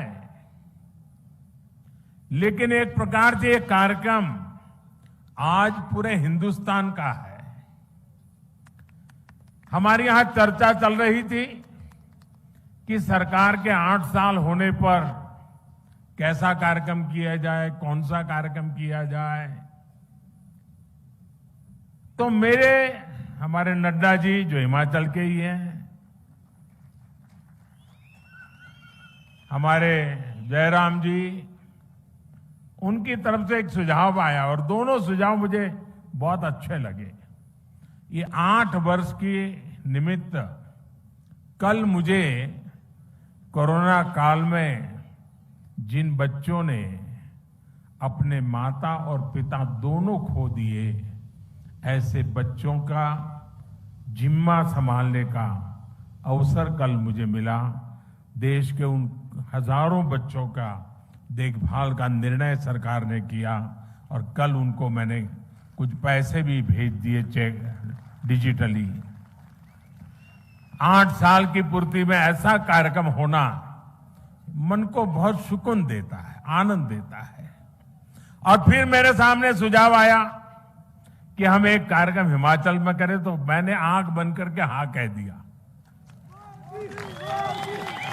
क्योंकि मेरे जीवन में हिमाचल का स्थान इतना बड़ा है और खुशी के पल अगर हिमाचल में आकर के बिताने का मौका मिले तो फिर तो बात ही क्या बनती है जी।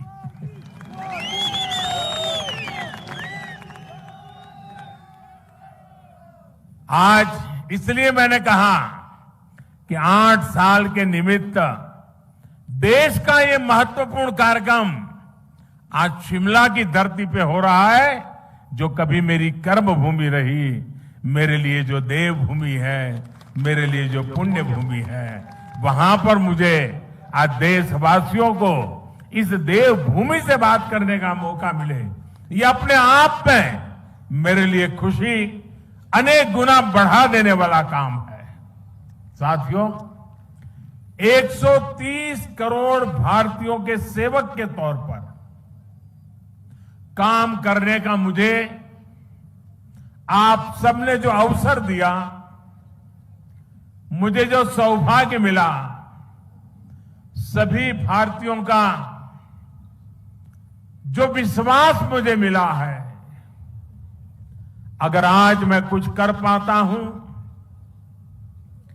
दिन रात दौड़ पाता हूं, तो ये मत सोचिए कि ये मोदी करता है, ये मत सोचिए कि मोदी दौड़ता है। ये सब तो 130 करोड़ देशवासियों की कृपा से हो रहा है, आशीर्वाद से हो रहा है, उनकी बदौलत हो रहा है, उनकी ताकत से हो रहा है। परिवार के एक सदस्य के तौर पर मैंने कभी भी अपने आप को उस पद पर देखा नहीं, कल्पना भी नहीं की है और आज भी नहीं कर रहा हूं कि मैं कोई प्रधानमंत्री हूं। जब फाइल पर साइन करता हूं, एक जिम्मेवारी होती है, तब तो प्रधानमंत्री की दायित्व के रूप में मुझे काम करना होता है। लेकिन उसके बाद फाइल जैसी चली जाती है, मैं प्रधानमंत्री नहीं रहता हूं। मैं सिर्फ और सिर्फ 130 करोड़ देशवासियों के परिवार का सदस्य बन जाता हूं। आप ही के परिवार के सदस्य के रूप में, एक प्रधान सेवक के रूप में जहां भी रहता हूं काम करता रहता हूं और आगे भी एक परिवार के सदस्य के नाते परिवार की आशा आकांक्षाओं से जुड़ना, 130 करोड़ देशवासियों का परिवार, यही सब कुछ है मेरी जिंदगी में। आप ही है सब कुछ मेरी जिंदगी में और ये जिंदगी भी आप ही के लिए है। और जब हमारी सरकार अपने 8 वर्ष पूरे कर रही है, तो आज मैं फिर से इस देवभूमि से मेरा संकल्प भी दोहराऊंगा, क्योंकि संकल्प को बार बार स्मरण करते रहना चाहिए। संकल्प की कभी विस्मृति नहीं होनी चाहिए। और मेरा संकल्प था, आज है, आगे भी रहेगा।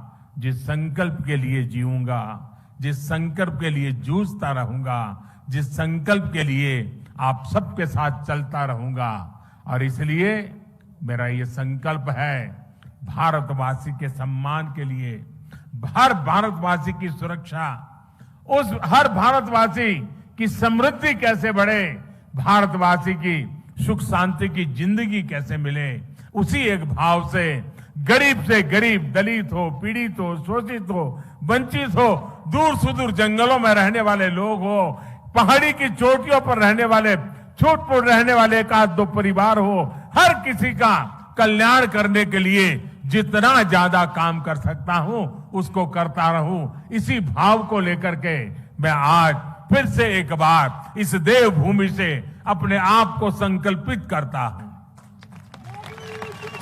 साथियों, हम सभी मिलकर भारत को उस ऊंचाई तक पहुंचाएंगे जहां पहुंचने का सपना आजादी के लिए मर मिट जाने वाले लोगों ने देखा था। आजादी के इस अमृत महोत्सव में भारत के बहुत उज्जवल भविष्य के विश्वास के साथ भारत की युवा शक्ति, भारत की नारी शक्ति, उस पर पूरा भरोसा रखते हुए मैं आज आपके बीच आया हूं। साथियों, जीवन में जब हम बड़े लक्ष्यों की तरफ आगे बढ़ते हैं तो कई बार यह देखना भी जरूरी होता है कि हम चले कहां से थे, शुरुआत कहां से थी की, और जब उसको याद करते हैं तभी तो हिसाब किताब का पता चलता है कि कहां से निकले और कहां पहुंचे, हमारी गति कैसी रही, हमारी प्रगति कैसी रही, हमारी उपलब्धियां कैसी रही। हम अगर 2014 से पहले के दिनों को याद करें, उन दिनों को भूलना मत साथियों, तब जाकर के ही आज के दिवसों का मूल्य समझ आएगा। आज की परिस्थितियों को देखें, पता चलेगा। साथियों, देश ने बहुत लंबा सफर तय किया है। 2014 से पहले अखबार की सुर्खियों भरी रहती थी, हेडलाइन बनी रहती थी, टीवी के पर चर्चा होती रहती थी। बात क्या होती थी? बात होती थी लूट और खसोट की बात होती थी, बात होती थी भ्रष्टाचार की, बात होती थी घोटालों की, बात होती थी भाई भतीजेवाद की, बात होती थी अफसरशाही की, बात होती थी अटकी लटकी फटकी योजनाओं की। लेकिन वक्त बदल चुका।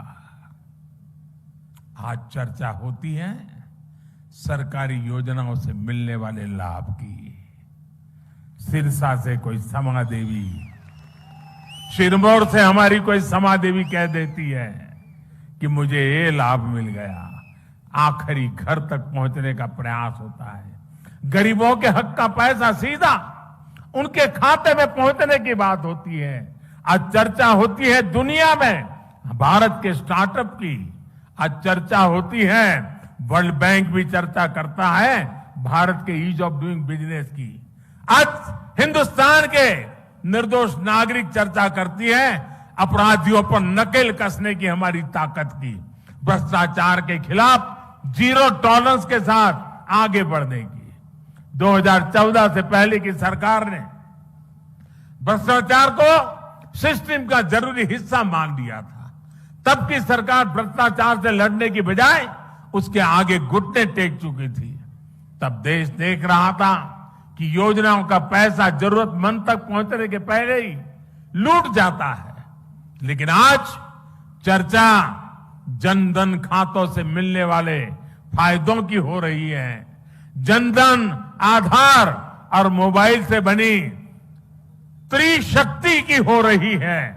पहले रसोई में धुआं सहने की मजबूरी थी, आज उज्ज्वला योजना से सिलेंडर पाने की सहूलियत है।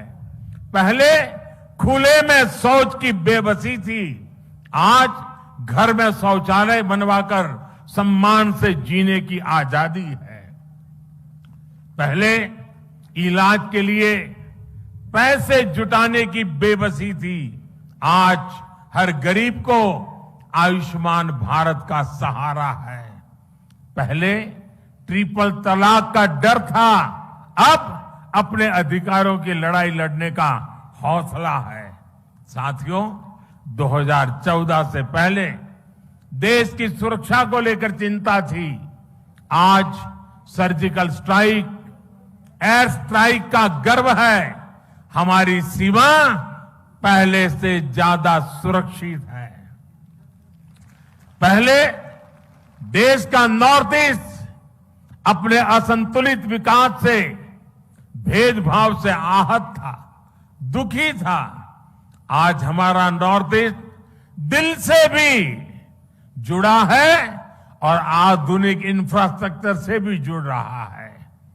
सेवा, सुशासन और गरीबों के कल्याण के लिए बनी हमारी योजनाओं ने लोगों के लिए सरकार के मायने ही बदल दिए हैं।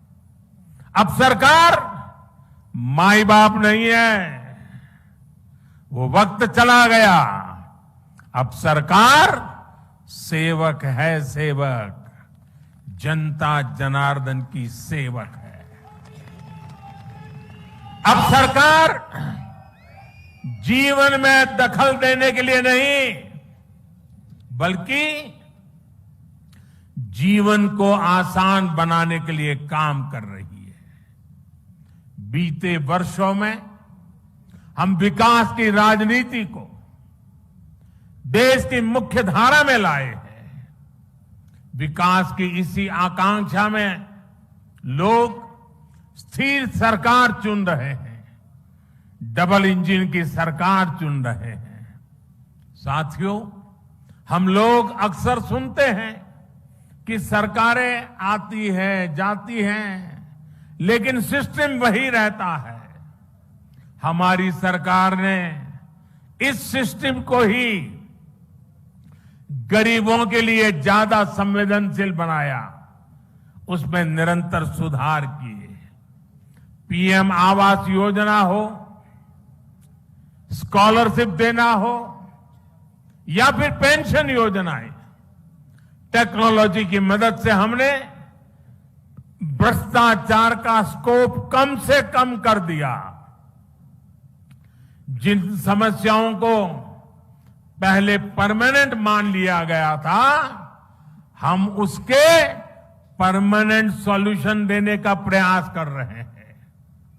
जब सेवा, सुशासन और गरीब कल्याण का लक्ष्य हो, तो कैसे काम होता है, इसका एक उदाहरण है डायरेक्ट बेनिफिट ट्रांसफर स्कीम। अभी मैं जो कह रहा था, डीबीटी के माध्यम से, डायरेक्ट बेनिफिट स्कीम के माध्यम से 10 करोड़ से अधिक किसान परिवारों के बैंक खाते में सीधे 21,000 करोड़ रुपए ट्रांसफर हो गए। ये हमारे छोटे किसानों की सेवा के लिए है, उनके सम्मान की निधि है। बीते 8 साल में ऐसे ही डीबीटी के जरिए हमने 22 लाख करोड़ रुपए से ज्यादा सीधे देशवासियों के अकाउंट में ट्रांसफर किए हैं। और ऐसा नहीं हुआ कि 100 पैसा भेजा तो पहले 85 पैसा लापता हो जाता था। जितने पैसे भेजे वो पूरे के पूरे सही पते पर, सही लाभार्थी के बैंक खातों में भेजे गए हैं। साथियों, आज इस योजना की वजह से 2.25 लाख करोड़ रुपए की लीकेज रुकी है। पहले यही 2.25 लाख करोड़ रुपए बिचौलियों के हाथों में चले जाते थे, दलालों के हाथों में चले जाते थे।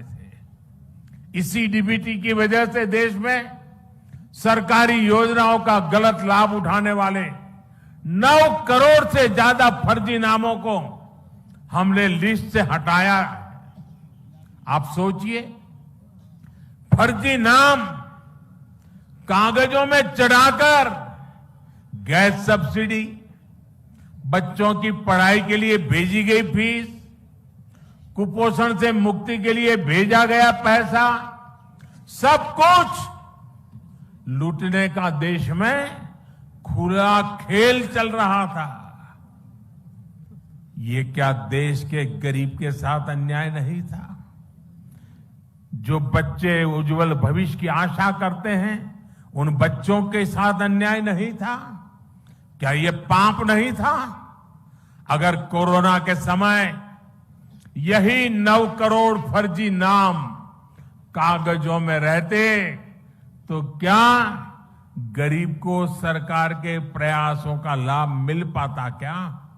साथियों, गरीब का जब रोजमर्रा का संघर्ष कम होता है, जब वो सशक्त होता है, तब वो अपनी गरीबी दूर करने के लिए नई ऊर्जा के साथ जुड़ जाता है।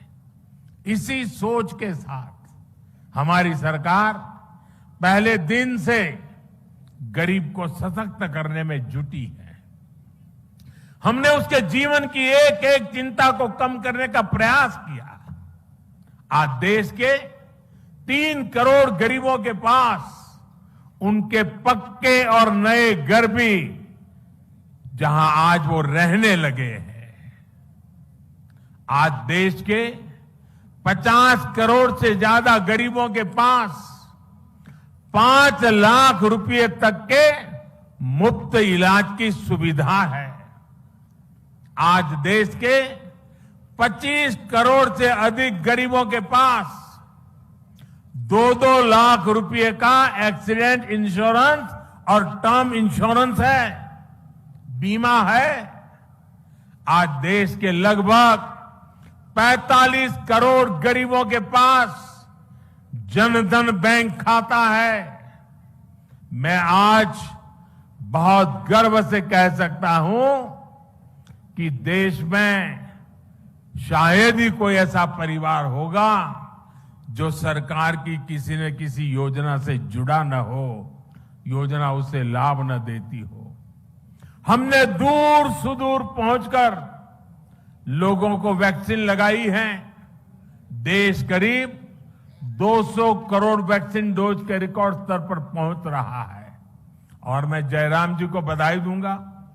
कोरोना काल में जिस प्रकार से उनकी सरकार ने काम किया है, और उन्होंने ये टूरिस्ट डेस्टिनेशन होने के कारण टूरिज्म के लिए तकलीफ न हो, इसलिए उन्होंने वैक्सीनेशन को इतना तेजी से चलाया।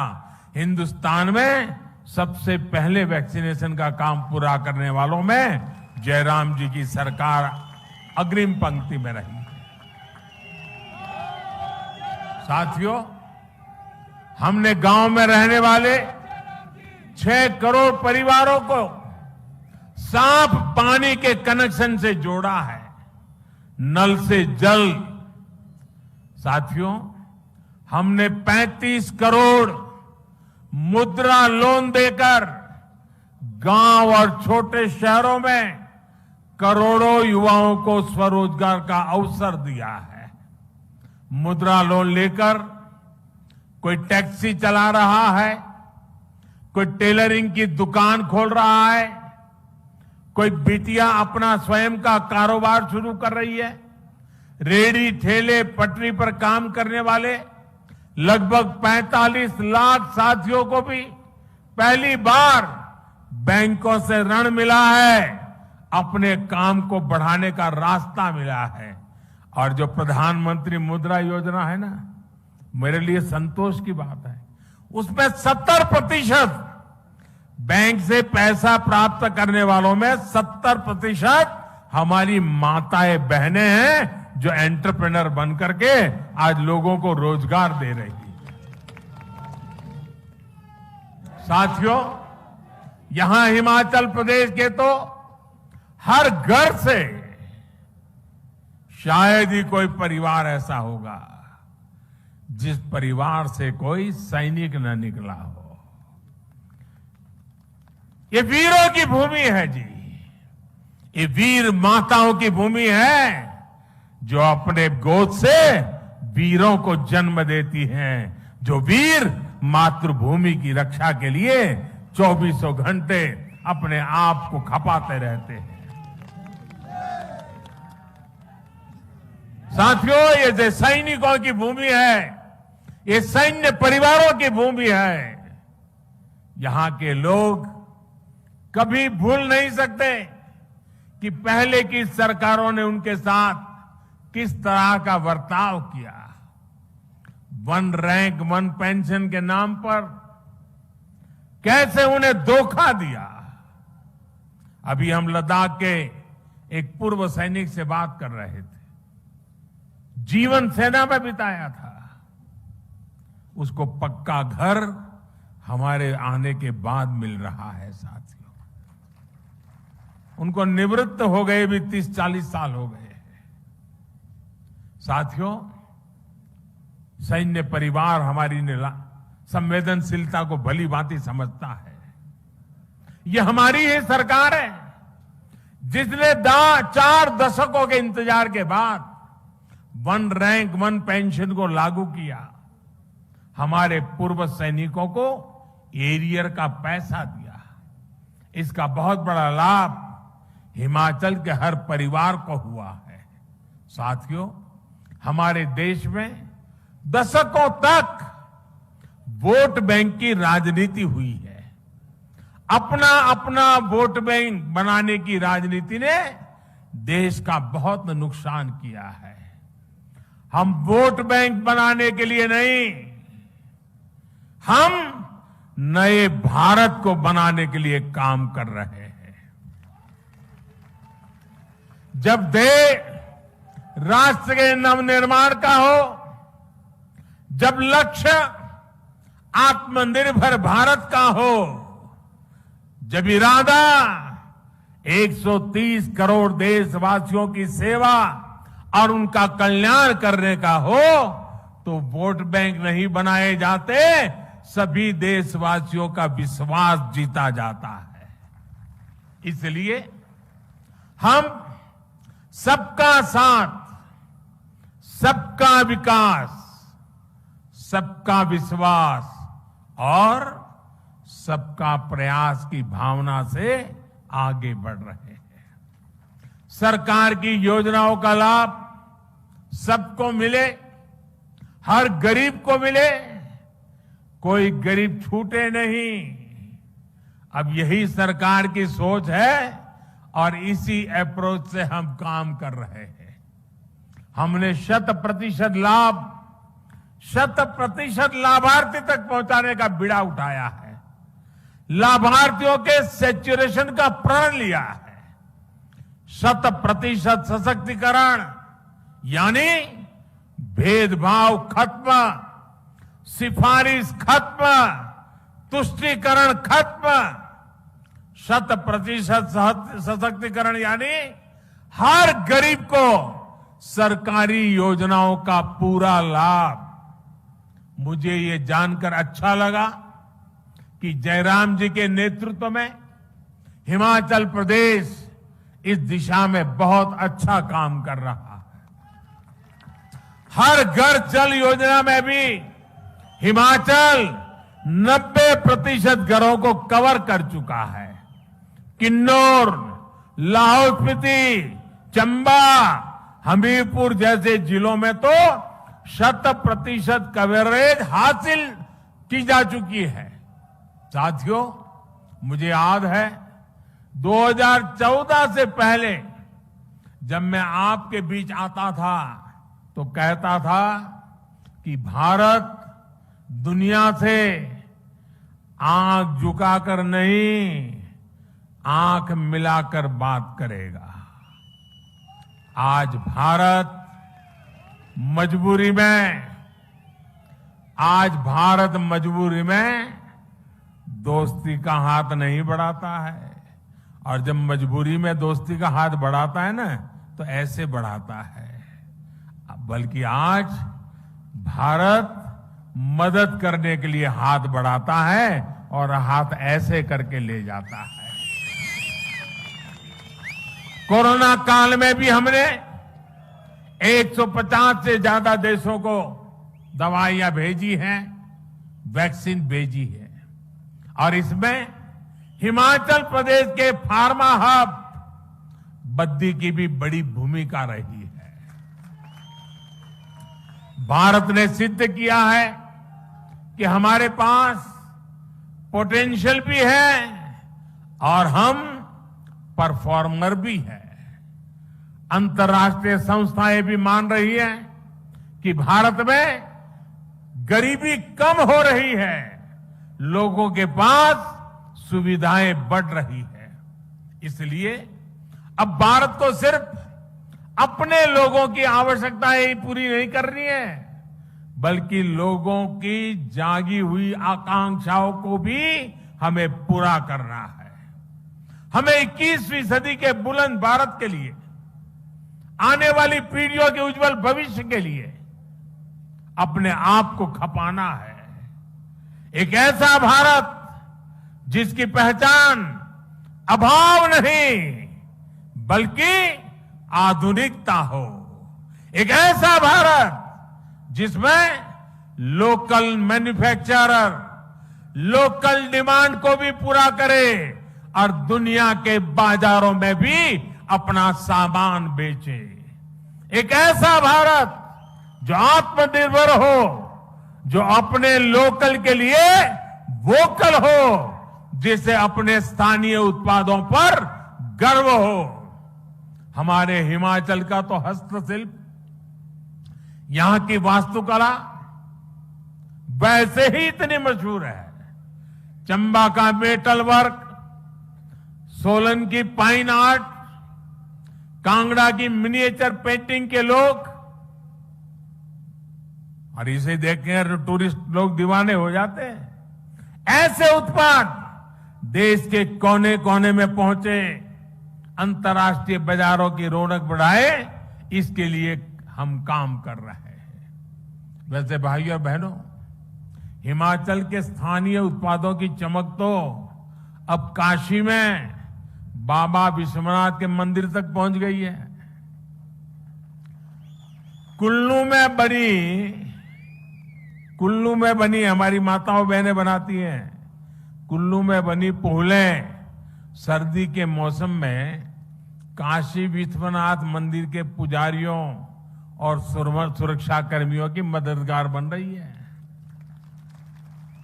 बनारस का सांसद होने के नाते मैं इस उपहार के लिए हिमाचल प्रदेश के लोगों का विशेष आभार व्यक्त करता हूं। साथियों, बीते 8 वर्षों के प्रयासों के जो नतीजे मिले हैं, उनसे मैं बहुत विश्वास भरा हुआ हूं, आत्मविश्वास से भरा हुआ हूं। हम भारतवासियों के सामर्थ्य के आगे कोई भी लक्ष्य असंभव नहीं है। आज भारत दुनिया की सबसे तेजी से बढ़ती अर्थव्यवस्थाओं में एक है। आज भारत में रिकॉर्ड विदेशी निवेश हो रहा है। आज भारत रिकॉर्ड एक्सपोर्ट कर रहा है। 8 साल पहले स्टार्टअप्स के मामले में हम कहीं नहीं थे। आज हम दुनिया के तीसरे बड़े स्टार्टअप इकोसिस्टम हैं, तीसरे बड़े। करीब करीब हर हफ्ते हजारों करोड़ रुपयों की कंपनी हमारे युवा तैयार कर रहे हैं। आने वाले 25 साल के विराट संकल्पों की सिद्धि के लिए देश नई अर्थव्यवस्था के नए इंफ्रास्ट्रक्चर का निर्माण भी तेजी से कर रहा है। हम एक दूसरे को सपोर्ट करने वाली मल्टी मॉडल कनेक्टिविटी पर फोकस कर रहे हैं। इस बजट में हमने जो पर्वतमाला योजना की घोषणा की है, वो हिमाचल जैसे पहाड़ी प्रदेश में कनेक्टिविटी को और मजबूत करेगी। इतना ही नहीं, हमने वाइब्रेंट बॉर्डर विलेज, इसकी जो योजना बजट में रखी है, उसके कारण सीमा पर बसे हुए जो गांव है, ये गांव वाइब्रेंट बने, टूरिस्ट डेस्टिनेशन बने, एक्टिविटी के सेंटर बने। सीमा पर सटे हुए गांव, उनके विकास के लिए भारत सरकार ने एक विशेष योजना बनाई है। ये वाइब्रेंट बॉर्डर विलेज की योजना का लाभ मेरे हिमाचल के सीमावर्ती गांवों को स्वाभाविक रूप से मिलने वाला है। साथियों, आज जब हम दुनिया का सर्वश्रेष्ठ डिजिटल इंफ्रास्ट्रक्चर बनाने पर फोकस कर रहे हैं, हम देश भर में स्वास्थ्य सेवाओं के आधुनिकीकरण पर काम कर रहे हैं। Ayushman Bharat health infrastructure mission के तहत जिला और ब्लॉक स्तर पर क्रिटिकल हेल्थ केयर सुविधाएं हम तैयार कर रहे हैं। हर जिले में एक मेडिकल कॉलेज हो, इस दिशा में काम चल रहा है।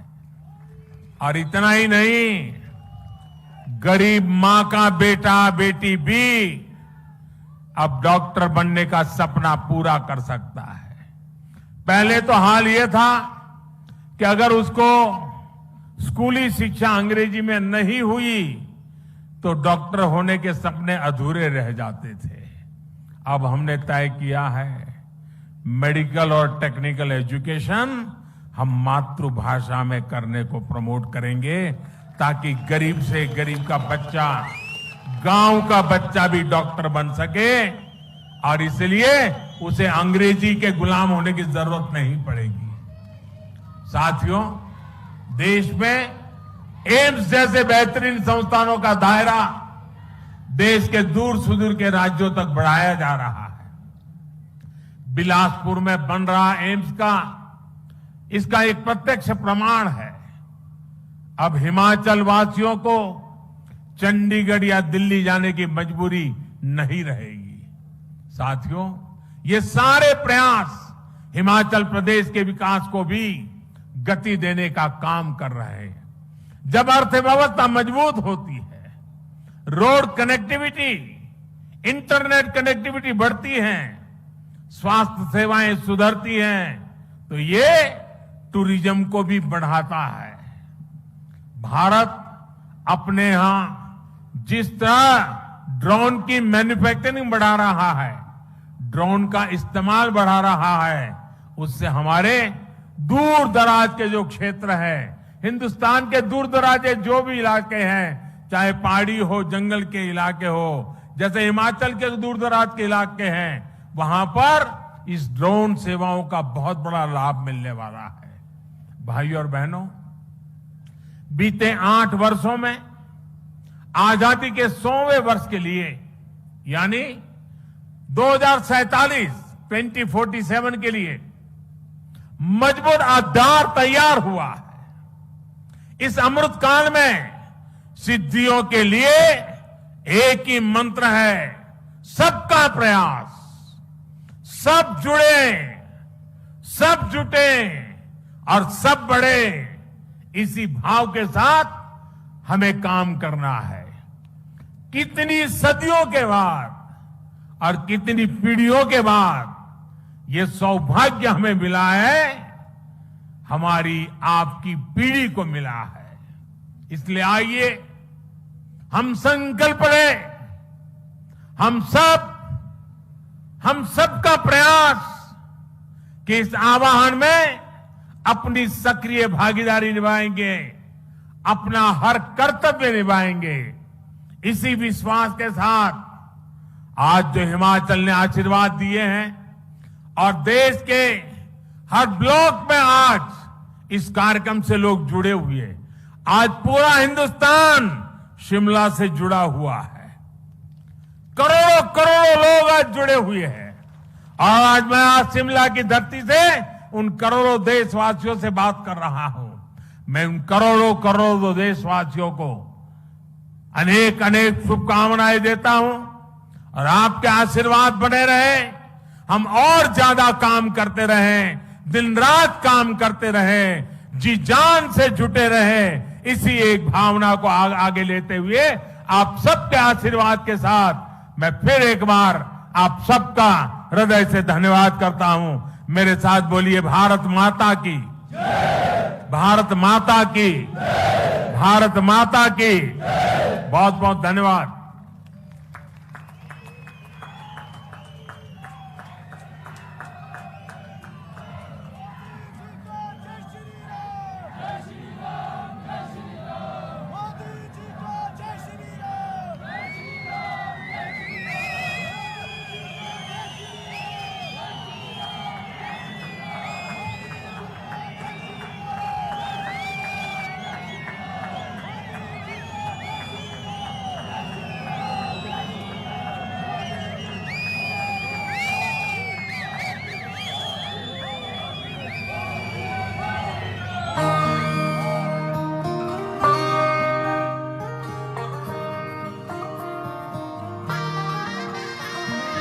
जन जन ने निर्णय लेकर भारत की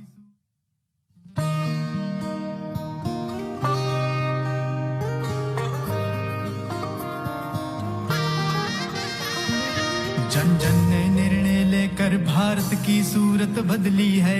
कदम कदम पे जनता मोदी जी के साथ चली है। 8 साल में हमने असंभव को संभव कर डाला है। के सूरज का देखो पश्चिम में भी उजाला है। ताक गई अब दिन आएगा भी तो ये बस भोर है। ये भारत का नया दौर है, ये भारत का नया दौर है, ये भारत का नया दौर है, ये भारत का नया दौर है, ये भारत का नया दौर है, ये भारत का नया दौर है, ये भारत का नया दौर है, ये भारत का वंदे मातरम, वंदे मातरम, वंदे मातरम, वंदे मातरम। पूरे विश्व में बजने लगा है अपने भारत का डंका। यूक्रेन में कैसे सफल हुआ अपना ऑपरेशन गंगा। इन 8 सालों में भारत में संचार क्रांति छाई है। जगह जगह इंटरनेट और हर हाथ यूपीआई है। किसानों को फसलों का सही दाम पाते देखा है और महिलाओं को उनका सम्मान पाते देखा है। पूरे विश्व में अपने भारत की महिमा का शोर है। ये भारत का नया दौर है, ये भारत का नया दौर है, ये भारत का नया दौर है, ये भारत का नया दौर है, भारत का नया दौर है, भारत का नया दौर है, ये भारत का नया दौर है, भारत का नया दौर है।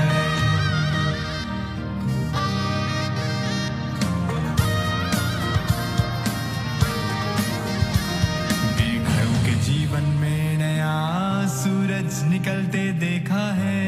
इन 8 सालों में करोड़ों पक्के घरों को बनते देखा है।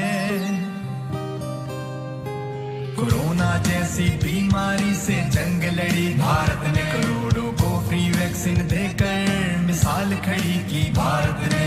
पूरे विश्व को एक नई उम्मीद जगी भारत से, आत्मनिर्भर बना देश जब घटी गरीबी भारत से।